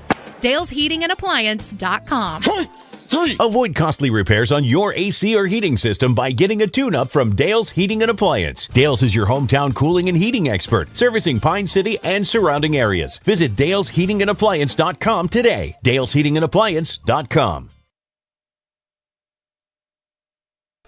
Back here on 106.5 FM, AM 1350, WCMP, and WCMPradio.com with audio only. Ethan Game Day Gilman joined alongside by Joe Lattimore. We're to the top of the sixth. It's the first time the Jaguars have a lead in the top of an inning as they get to the plate trying to add some more insurance runs. As that one's going to be a roller to the shortstop. It's an easy play, but the throw is not on the mark as the first baseman tried to swing behind him and tag the runner Storley out, but he is going to be safe as the first baseman was pulled off. And that was a nice try by the first baseman there to try and get him on the backside there, but the throw just pulled him off the base there, just a little bit down the home field line, whatever you want to call it there, towards home plate there, and then quickly back. Storley's back safely, but just. Throwing air there by the shortstop. Tellers will get Storley on first here. And Von Ruden at the plate again. He was the hero. That one bounces in. Great job by Erickson there to knock that one down, keep it in front of him so nothing happens there. Get Storley to second base there. So 1-0 the count. And if you're Hinckley-Finlayson, obviously here being patient, but how aggressive are you base running? You know you're trying to add some more insurance, but you obviously don't want to be too aggressive and get an out on trying to take a base. So, I mean, how aggressive are you here in this situation if you're the Jaguars? Well, it's so tough because now the pitcher that's in here, as I get his name again, Connor, he's got two different pitch releases, so he comes overhand with the fastball, and he's got some stuff behind there. This one's hit sharply to the shortstop over to first base, or second base, excuse me, so a 6-4 put out there. Fielder's choice. It'll be fielder's choice. He gets on. It'll be a 6-4 put out by Storley there for the first out.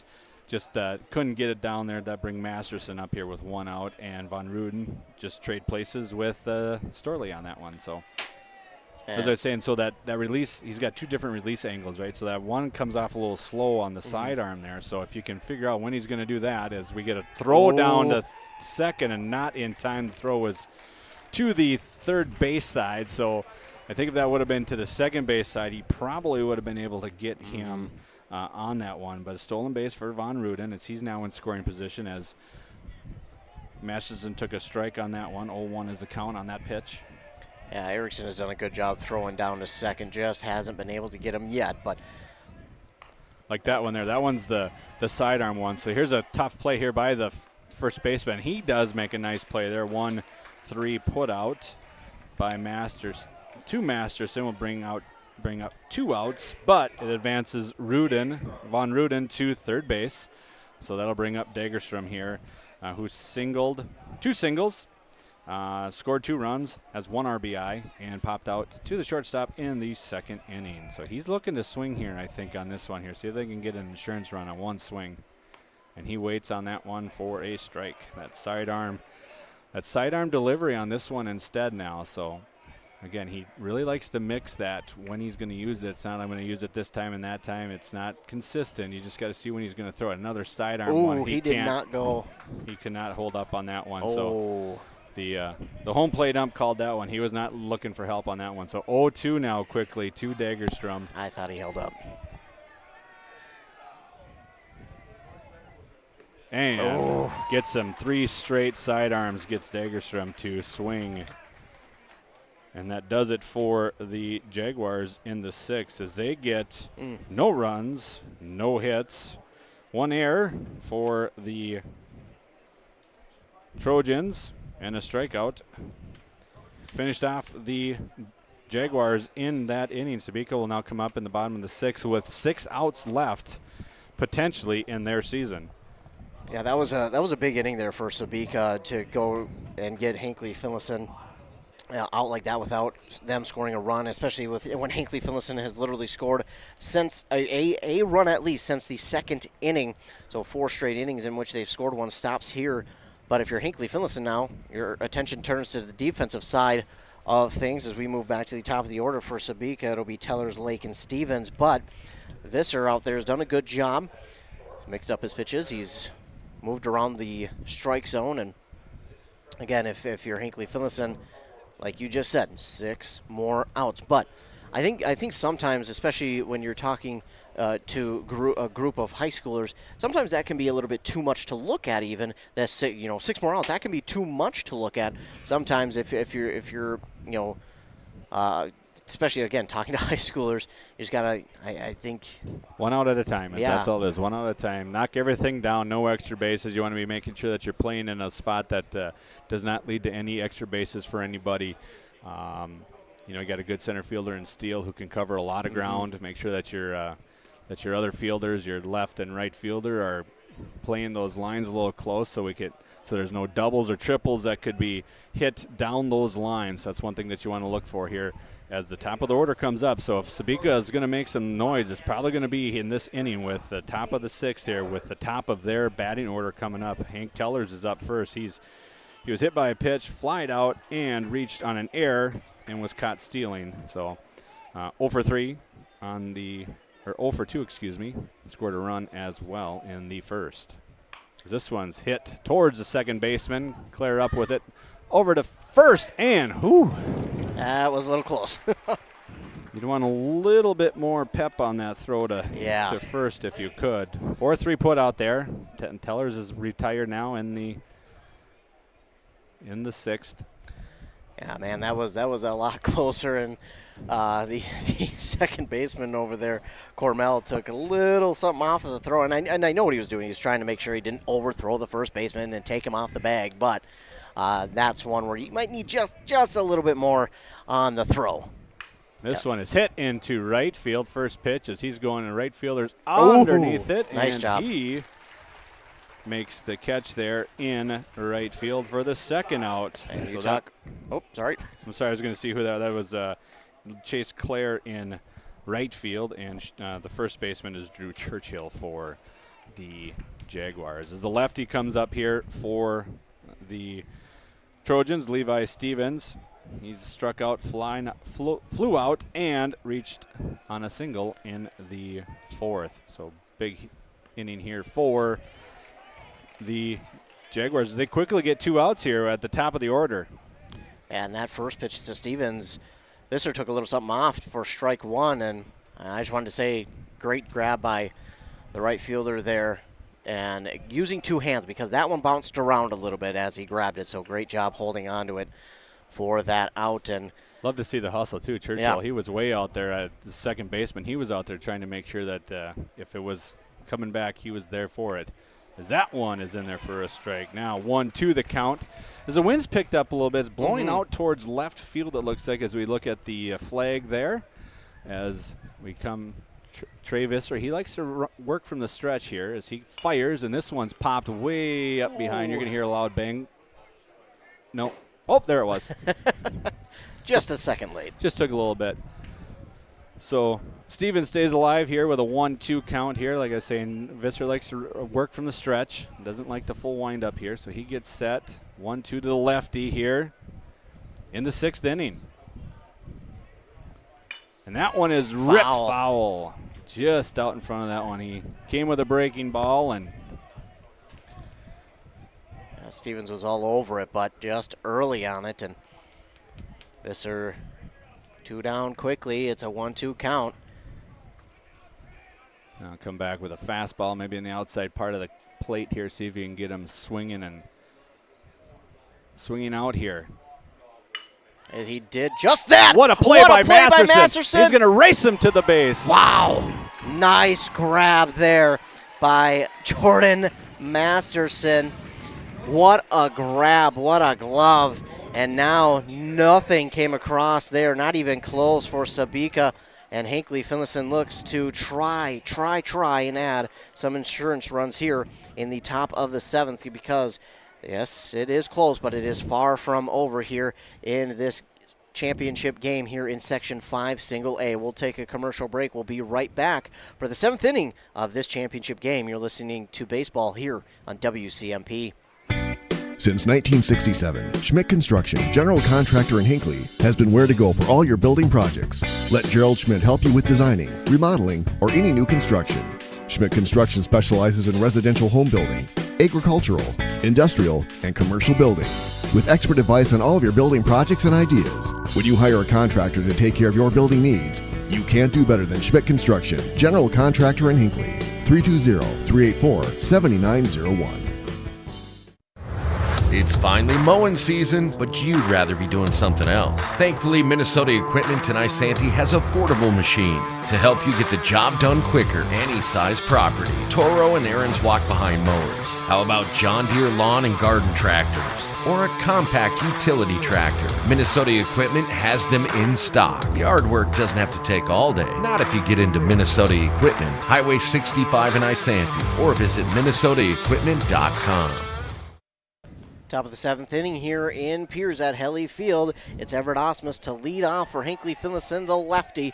And they will try to add some insurance runs here as that one, a lot taken off that one on the outside part of the plate. Too far outside for ball 1 to Everett Osmus. Now again, it is the back half of the batting order for Hinckley-Finlayson, but they've done a little bit of damage themselves. And Osmus is going to take that one. And he'll be hit by pitch for the runner on first. A great job there by Osmus there. He tried to get out of the way of that one, but the pitcher now, Connor, he's kind of changed up his windup, his delivery a little bit there again. He was coming from the full windup there, but it was all kind of like the best way to explain it is kind of like old man baseball league type stuff, just kind of snapping it over there as he comes from the stretch now for this one, which is outside for ball 1. And you can see the Sebeka defense, they're kind of back a little bit, but they're still on the grass. But as soon as Visser showed that bunt, they raced in to try and grab that ball. And obviously they're looking, try and grab that lead runner as the second pitch is in there, low for ball 2. So Visser has to pull back his bunt attempt. What they're doing too is so the shortstop and the second baseman, they're playing double play depth. So that's what they're starting off right now. It's these corners that are racing up on these here. So as he looks to lay down the bunt, and he doesn't bunt this time. This one's out of play, and Erickson can't find that one, and it's going to land. Ooh. It snuck through the netting. It snuck in between the netting. Yeah. And the roof there over in front of the bleachers, and it nearly hit a young man running. It's probably about 18 inches between the grandstand there and the netting, and somehow that ball just snuck in between there. So that's skill. Try and do that again. 2-1 count now for Visser as he is going to lay down that bunt, but it goes foul. Just got too far out in front of that one, so he just set it up, and as it was a little bit slow, pitcher Connor took a little bit off of that one, so as he just waiting for that, and he just kind of fell forward and it went down the third base line. Foul. So now with 2 strikes, he'll be swinging. So everybody will be back here, double play. So shortstop and second baseman at that double play depth there. As Visser swings through that one, they might get him. Oh, no, he was playing in front there. So swinging strikeout by Visser is the first out of the inning. He has struck out 3 times. 0 for 4 on the day is Visser. And that'll bring Claire up, who had an RBI single in the 5th to kind of break open a little bit here for the Jaguars as he steps in here. And again, it's just that it's a different look that the batters are just not used to right now. So Connor's doing a great job of mixing up how he throws it, and it's just really messing with the batter's eye right now. They really don't know what to think about what's coming in. And they could use a RBI here as Erickson, he's quick up from his stance. He's kind of looking over at Osmus and saying, hey, you give me another chance. I'm going to throw you out down there at first. But Osmus not so worried about that as Claire has a 1-1 count now. And again, you mentioned the RBI back in the 5th. They could really use one here. Big swing as the first baseman will hold on to that ball a little extra longer as he watches Osmus stand up on first base after diving back safely. 1 down, runner on first here for Hinckley-Finlayson. They lead 8-6 here in the top of the 7th. And Claire will watch that one closely as it is a cross plate outside for ball number 2. So 2 balls and 1 strike here to chase Claire as they try and at least put another runner on and advance that runner from first. I'm sure a base hit puts him on third, and that one is inside on Claire for ball number 3. And again, Erickson, he wants to test Osmus, but I think right now you just can't risk that throw down there. Yeah, if they miss that throw, he's at third because that's down the right field line. So 3-1 here, high, and that's Claire. Wow. Claire did his job there. His job was just to turn this batting order over. So now we got runners at first and second, 1 out, and that'll bring Griffin Steele up here. So we're going to get a, looks like a designated runner. That's Churchill out there. So Churchill is going to run for his position. So Osmus is the DH for Churchill. So I don't know if if the Jaguars would lose the DH going forward off of that. I'm not 100% sure on that, but 1 out now for the Jaguars as they look to get some incentive runs here. So they have turned the lineup over to the top. So we've got Griffin Steele, who's 2 for 4 here on the day, 2 singles, scored a run, struck out, flied out to center field, and has 2 RBIs on the day. So a big spot here for Griffin in the top of the 7th as they throw down to second. Sebeka's got this really nice pickoff play where they're actually, the shortstop lines up behind the base runner, and then all of a sudden he just bails, and the Jaguars haven't seen it too much, and I think part of that is because that one's going to be in the dirt, so that's going to get both runners to advance. So that's going to be, we're going to call that one a wild pitch because that one bounced about 5 feet in front of the base there, or the plate. So wild pitch on that one. That'll get second and third here now. So big spot here for Steele as it's now 1-0 the count. But like I was saying, if we notice the Jaguars, they're kind of on a straight line. It depends on what kind of theory you have with your base runners at second base, but some want you to get depth, get behind there so you can kind of see that everybody has to run in front of you. The Jaguars take more of a straight approach to third, so you can't see that as now it is 2-1 count here to Griffin as the infield is in. So the infield now for Sebeka, their feet are on the grass, and anything hit, they're going home with. As this one is hit down the baseline, just foul. I shouldn't say just foul, it was way foul. Hinckley-Finlayson, a great opportunity here to add on to their lead, and they really need to here in the top of the 7th. So here's the 2-2 pitch to Steele, and that one is fair. That's going to score both, and that will extend the Jaguar lead and make it 10-6 as Steele gets a 2-run double for the Jaguars to make it a 10-6 lead now for Hinckley-Finlayson, and talking about clutch plays, there's one right there from Griffin Steele. Well, that was the problem there for Sebeka. What happened is that they're playing in, so everybody's playing in, and that was a hot shot. So if the third baseman is playing at his normal position, you're going to get that one.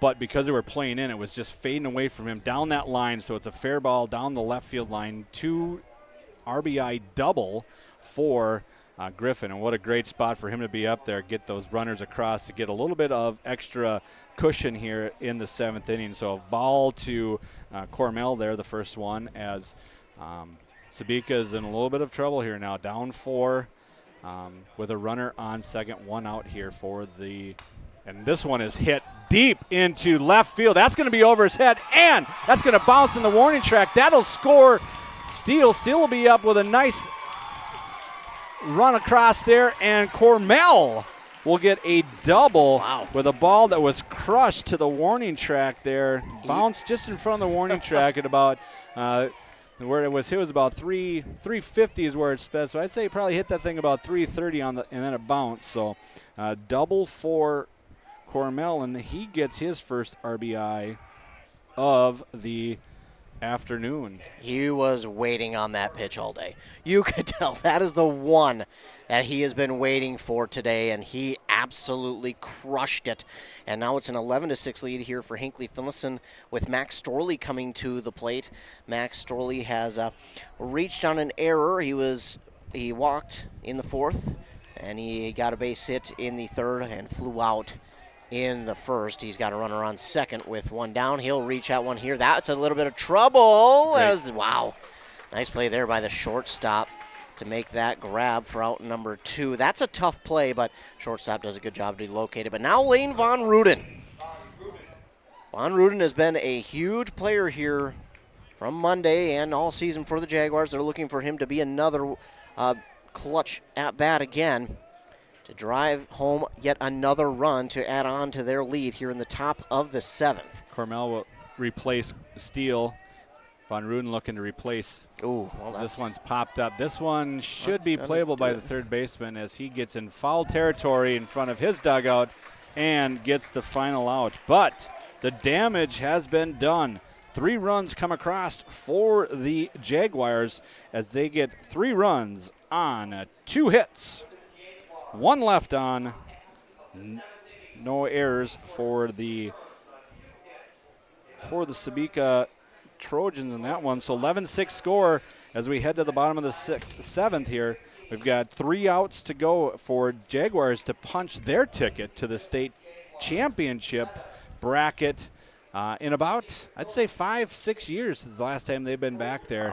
When Trey Visser's older brother was on the team. They went to state, I believe, in baseball that year as well. So big opportunity here for the Jaguars. Of course, this is their last year in single A. New enrollment figures came out, and next year the Jaguars will be moving up to AA, 7AA, playing with Pine City and Rush City, Esco, Duluth Marshall, the Iron Range team. So they'll be transferring a little different location.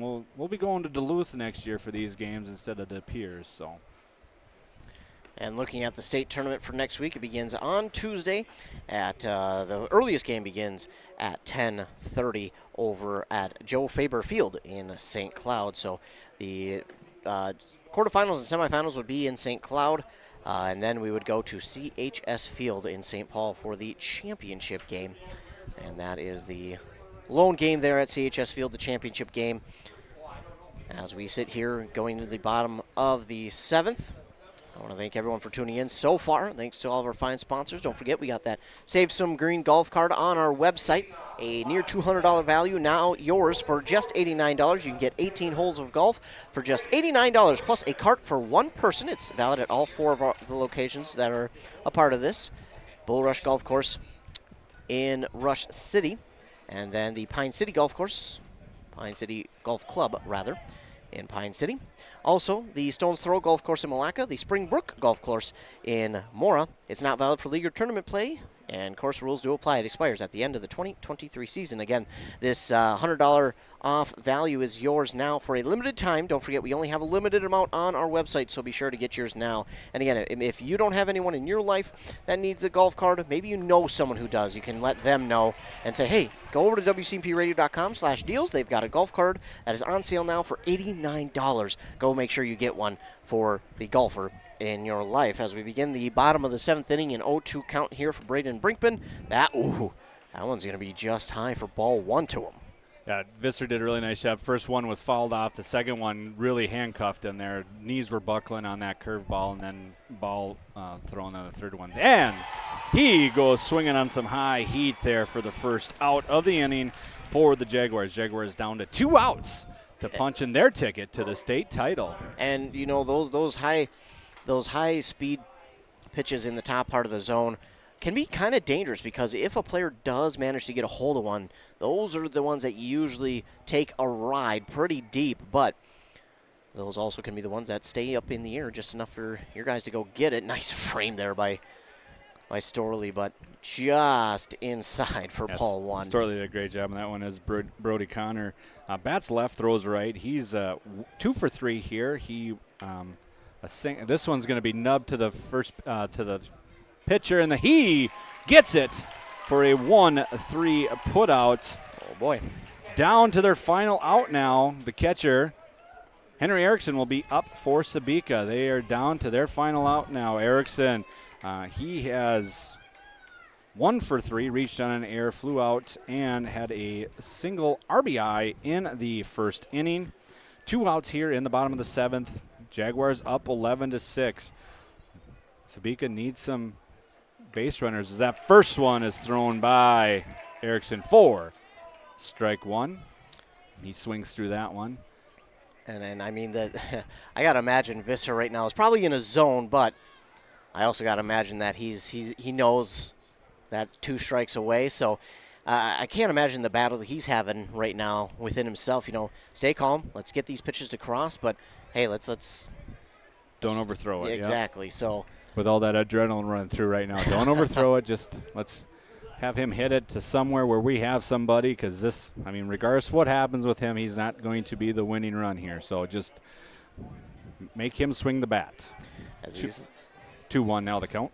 Now these last couple pitches have been low in the dirt there from Visser to Henry Erickson. Again, 2 down, nobody on here for Sebeka, and Visser trying to wrap it up here for Hinckley-Finlayson as that one is hit on to third. Oh, the diving play by the third baseman, as that's going to be a single, and nice try there by the third baseman.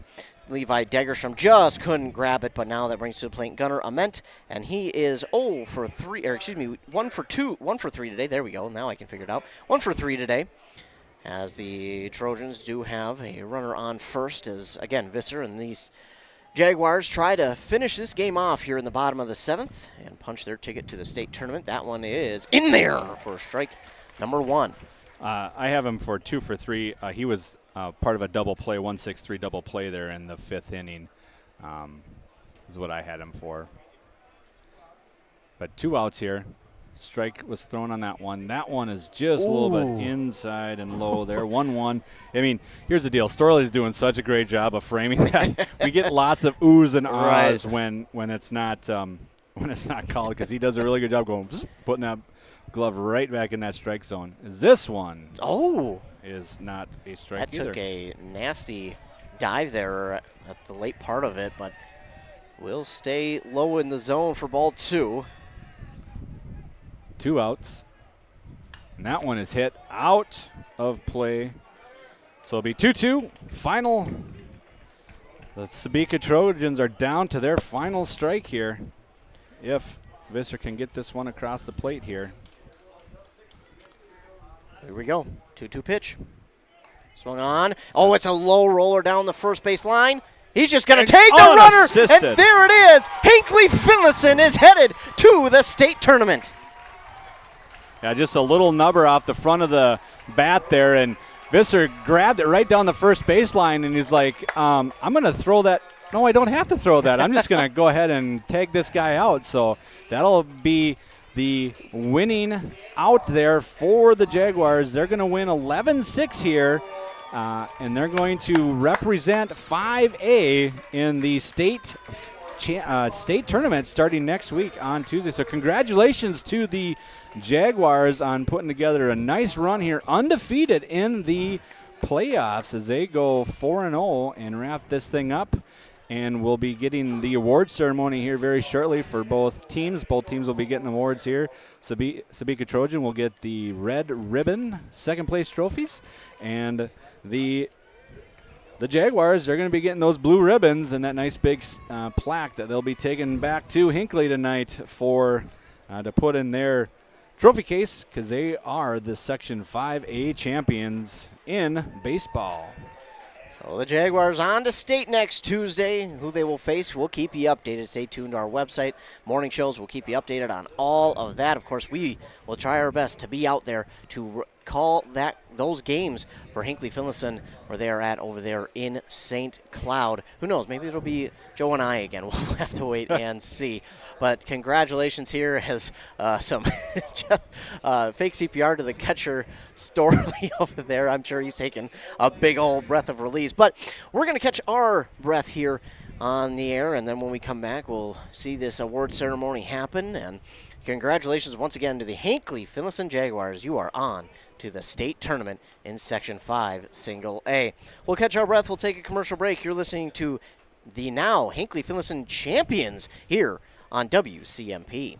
Did you know that Franzen Bank and Trust is a Minnesota-owned company? And they're one of the largest community banks around. That's a great combination. As a community bank, they're dedicated to their customers and the communities they serve. You might say they're big enough to help, small enough to care. Last March, they provided $20,000 in grants to 6 different Minnesota communities. They also processed well over 1,700 PPP loans, allowing local small businesses to keep their employees on the payroll during the pandemic. Franzen Bank and Trust. Real people, real results.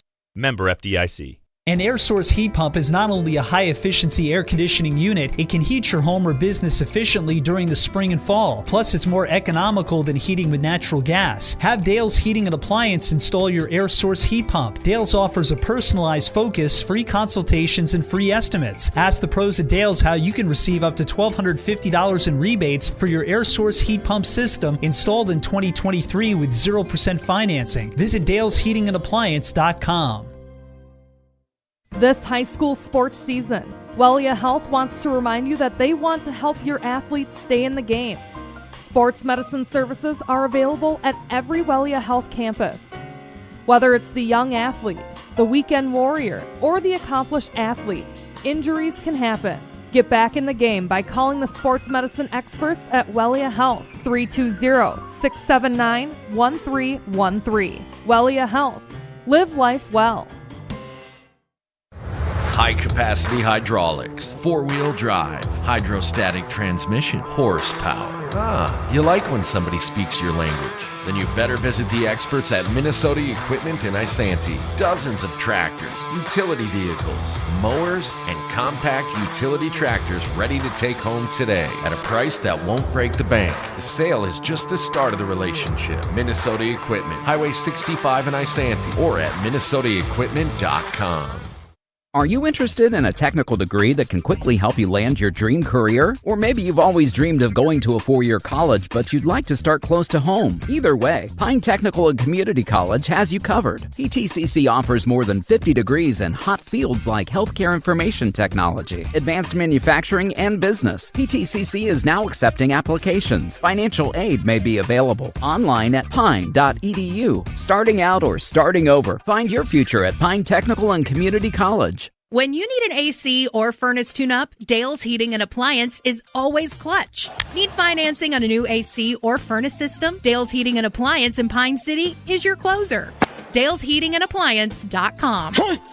Avoid costly repairs on your AC or heating system by getting a tune-up from Dale's Heating and Appliance. Dale's is your hometown cooling and heating expert, servicing Pine City and surrounding areas. Visit Dale'sHeatingandAppliance.com today. Dale'sHeatingandAppliance.com.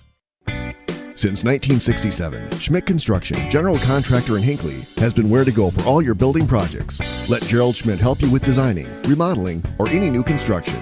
Schmidt Construction specializes in residential home building, agricultural, industrial, and commercial buildings. With expert advice on all of your building projects and ideas, when you hire a contractor to take care of your building needs, you can't do better than Schmidt Construction, general contractor in Hinckley. 320-384-7901. It's finally mowing season, but you'd rather be doing something else. Thankfully, Minnesota Equipment in Isanti has affordable machines to help you get the job done quicker, any size property. Toro and Aaron's walk-behind mowers. How about John Deere lawn and garden tractors? Or a compact utility tractor? Minnesota Equipment has them in stock. Yard work doesn't have to take all day. Not if you get into Minnesota Equipment, Highway 65 in Isanti, or visit minnesotaequipment.com. Did you know that Franzen Bank and Trust is a Minnesota-owned company? And they're one of the largest community banks around. That's a great combination. As a community bank, they're dedicated to their customers and the communities they serve. You might say they're big enough to help, small enough to care. Last March, they provided $20,000 in grants to 6 different Minnesota communities. They also processed well over 1,700 PPP loans, allowing local small businesses to keep their employees on the payroll during the pandemic.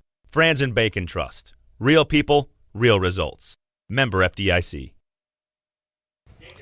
Back here on WCMP 106.5 FM, your Hinckley-Finlayson Jaguars are headed to state after this 11-6 victory over the Sebeka Trojans, and this was a fun one to be a part of. It was great watching this team throughout the playoffs, and it has just been an adventure for this team this year. Coming in with a losing record, but again, playoffs, that's a whole new season. You throw the regular season out the window. They came in, they had a few close games here in these playoffs, but they got the victory here in this one, 11-6. And Joe, your initial thoughts on this one? You know, kudos to Hinckley-Finlayson because they were down. Was it 4-0, 3-0 in the first inning there, and scratched and clawed their way back, and then they would get a lead, and then Sebeka would come back and tie it or go ahead, and back and forth. So just able to go through and ride those waves and not get too high, not get too low, and battle through. And then in the later innings there, they were able to break it open, and especially that 7th inning really kind of slammed the door on Sebeka as they plated three runs there to turn that 2-run lead, which is, you know, little iffy sometimes. You never know what's going to happen, into a 5-run lead. So you got a little bit of room here now to do some things. I think they really cleaned up their play as well. They did a great job of, especially in the later innings, really cleaning up some things. They had a few miscues here and there, and were kind of led to some runs for the Sebeka Trojans. So they were just able to ride that wave in a nice steady stream and not get too high, get too low. And they were able to do what they needed to do there at the end and produce some runs and get this to where it was going to be really tough for Sebeka to come back in the bottom of the 7th. Yeah, they really did that, and great job pitching, too, by the two pitchers, Jordan Masterson and Trey Visser. Trey Visser comes in to keep the win here for the Jaguars. He came in for 3 innings, got 2 strikeouts, no walks, no earned runs there for Trey Visser. And, you know, Masterson led it off for the Jaguars, and Visser finished it off for Hinckley-Finlayson. And, again, yeah, I mean, if you were to name an MVP, I don't think you could, just because this entire Hinckley-Finlayson team each one of them has done something to help this team in every sort of way. You really can't go, you can maybe individually per game, but then again, when you look at the whole thing, you might go and say, well, if it wasn't for this, they wouldn't have won. Well, if it wasn't for this, well, they wouldn't have gotten this. So this entire team, I think, deserves an MVP trophy as well, because they have, again, played in some close games, but they've relied on each other. They know each other so well. This is a pretty veteran team here in Hinckley-Finlayson this year.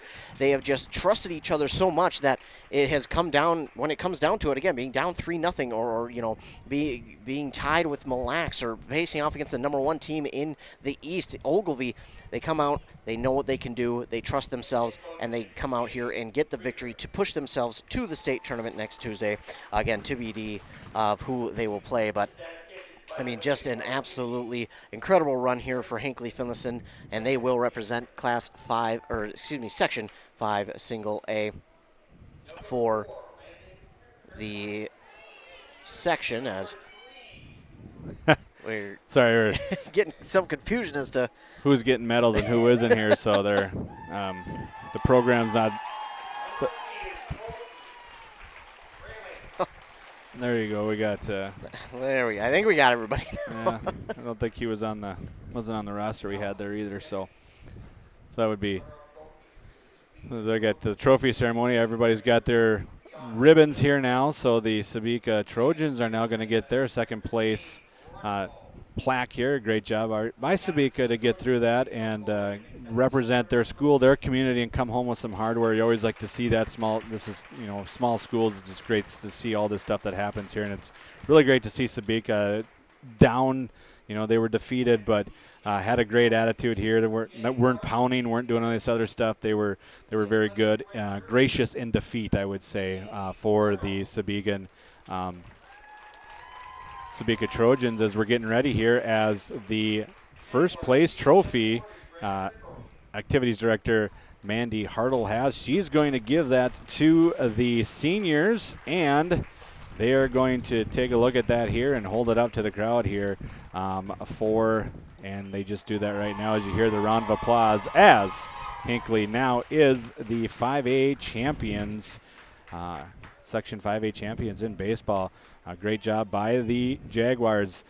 Battled some early. We look back to their home game against Mille Lacs last week, and it was really a battle for them to get in and out of that. And they survived, got through it, and then came over here and just really did what they needed to do.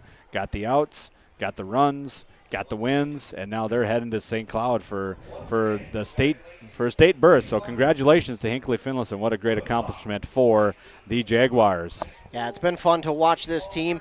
It has been such an adventure, and again, we will do our best to be over there and call that game or games for Hinckley-Finlayson, no matter who they play or no matter how far they go. We will be sure to try and make sure that we are over there to call that game. So Hinckley-Finlayson is moving on after the victory over Sebeka here this evening, 11-6, as we take a look at the Section 5A state tournament baseball bracket.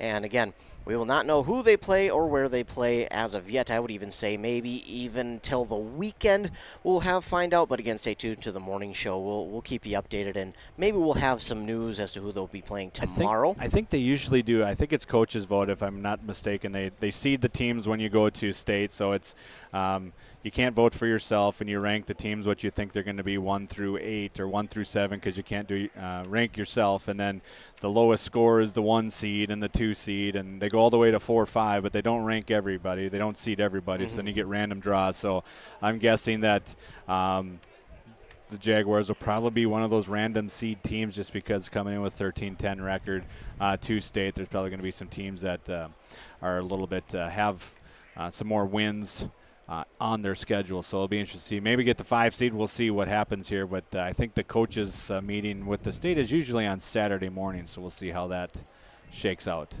And taking a look around our local listening teams as Foley is in their championship game against Eden Valley Watkins. They won that first game 6-3, so they'll play a second game over at Dick Putz Field in Waite Park. So we have a chance to have another team punching their ticket to the state tournament. Foley came in as the number 2 seed. They were upset there by St. Cloud Cathedral. Then they beat St. Cloud Cathedral in the elimination bracket to get to the championship game. So Foley on a little bit of a revenge tour, if you will, to try and get to state. And then the 5 o'clock game up there in Duluth at Wade Stadium. The just unheard of, the unsung hero, if you will, Mora, coming in out of nowhere as the 8 seed to come in there and be in the championship game against Esco. I mean, they beat Rockridge and Proctor, for those of you who are trying to see why it's so good that they got there. They also beat Pine City as well. Pine City was the number 4 seed, so they beat the top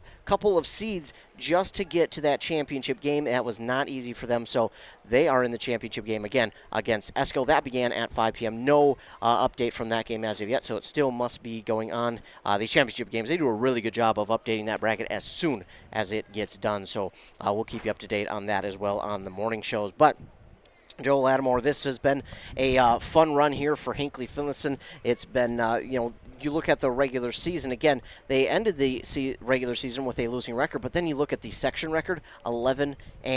2 on the season, and that really goes to show you how good this team is, because section play, that's usually where it's at. That's where usually you want to put your best foot forward. That's where usually all the teams, no matter their record, are going to come in and give you their best, and Hinckley-Finlayson dealt with that all year. Only 2 losses in the section all year long. As we take a look at that record on the season, in their 2 losses on the season, one came against Ogilvie, the number 1 seed. Actually, both of them came against Ogilvie, the number 1 seed here in 5A East. So you go out and then you beat them in the playoffs. That is a huge accomplishment for this team. They have been the underdogs kind of in these playoffs, just because of some of the things that they have faced. And with Sebeka coming in the way they did, it looked like, Hinckley-Finlayson might have a handful, but they took care of business, got the job done, only needed 1 game here this evening to get to the state tournament as they beat Sebeka 11-6. I mean, I'll ask it, but I don't think we can really have just one. If you had to choose, we'll start with this. Do you have a player of the game here for Hinckley-Finlayson? Well, I think the player of the game, as I look through the things, I would have to say was Griffin Steele. Griffin Steele had he was a leadoff hitter, had 5 plate appearances, reached 4 times, flew out in the first inning, but then reached on a dropped strikeout, and then had, by my count, 4 RBIs. Really was a terror on the base for the Sebeka Trojans. So when he got on, he was advancing. So he did a really good job running the bases. So for me, I would have to say it would be sorry, as I'm trying to get flies from going all around me here. I would have to be Griffin Steele just for how he did. And then I would say, if we're doing the old 1-star, 2-star, 3 stars, I think the 2 pitchers really stepped in and did a great job. Masterson struggled early, was able to find control and command, and then was able to get some outs and keep the Hinckley-Finlayson Jaguars in the game, and then Visser came in and then shut him out. No runs allowed after. So great job by both pitchers to come in here and do a job, because that's not always an easy thing to do, and they were able to do it in a very high-pressure situation. So congratulations to the Hinckley-Finlayson Jaguars. Absolutely, and I agree. I would even maybe say Cormel, because he had one of those RBIs there in the top of the 7th to extend the Jaguar lead, and I mean, extending the lead, especially in the 7th, does so much for not only your confidence, but it also kind of destroys the other team's confidence when they're trying to get back to the plate to try and rebound themselves. So Cormel did a good job there getting that RBI, especially after the rough day that he had. He was 0 for 4 up to that point, then coming out and getting an RBI there, a big RBI as well, to help push their lead up to 11-6. So that'll do it for us here in Piers at Helly Field. And the Hinckley-Finlayson Jaguars are moving on to the state tournament on Tuesday. Next Tuesday, we'll make sure that we are out there covering that game, no matter who they play or where they play or how long they will go. So again, I want to thank everybody for tuning in. Thanks so much for tuning in. And thanks to all the fine sponsors who sponsored this broadcast. Can't do it without them, so appreciate them. Don't forget the Save Some Green golf card over on our website, wcmpradio.com/deals.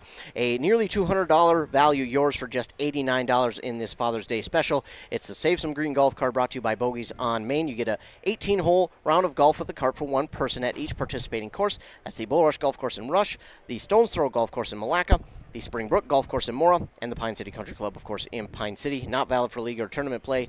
Course rules apply, and it expires at the end of the 2023 golf season. So again, any final thoughts here, Joe, on this one? Fun game. It was back and forth there for a while, and Hinckley-Finlayson was able to get some runs late, and it was kind of punch, counter punch all game long there. And then at the end there, Hinckley-Finlayson punched, and Sebeka just didn't have anything left in the tank to fight back. So congratulations to both teams, but especially to Hinckley-Finlayson for getting another section title here for Section 5A. Congratulations. Absolutely. And again, thanks so much to all you tuning in. Thanks so much to all the fine sponsors. Remember, stay tuned to the morning shows with Rockin' Robin Riley on 95.5 FM KBEK at 7:30 and 8:30. Then over on 100.9 FM with Joshua Miron at 7:45 and 8:45 for your local sports updates. We also talk some regional sports as well. And also stay tuned to our websites, WCMPradio.com, KBEK.com for sports updates. We'll keep you updated on our Facebooks as well on who will play where and when. So stay tuned to all of that to keep yourself updated updated on everything surrounding local sports. Once again, the final here in this one, the Jaguars 11, the Trojans 6, and the Jaguars are section champions. They are headed to the state tournament. Remember to be kind to everyone. You never know what someone is going through, and your kindness could truly make their day. For WCMP, that was Joe Lattimore. I'm Ethan Game Day Gilman. Have a great rest of your night.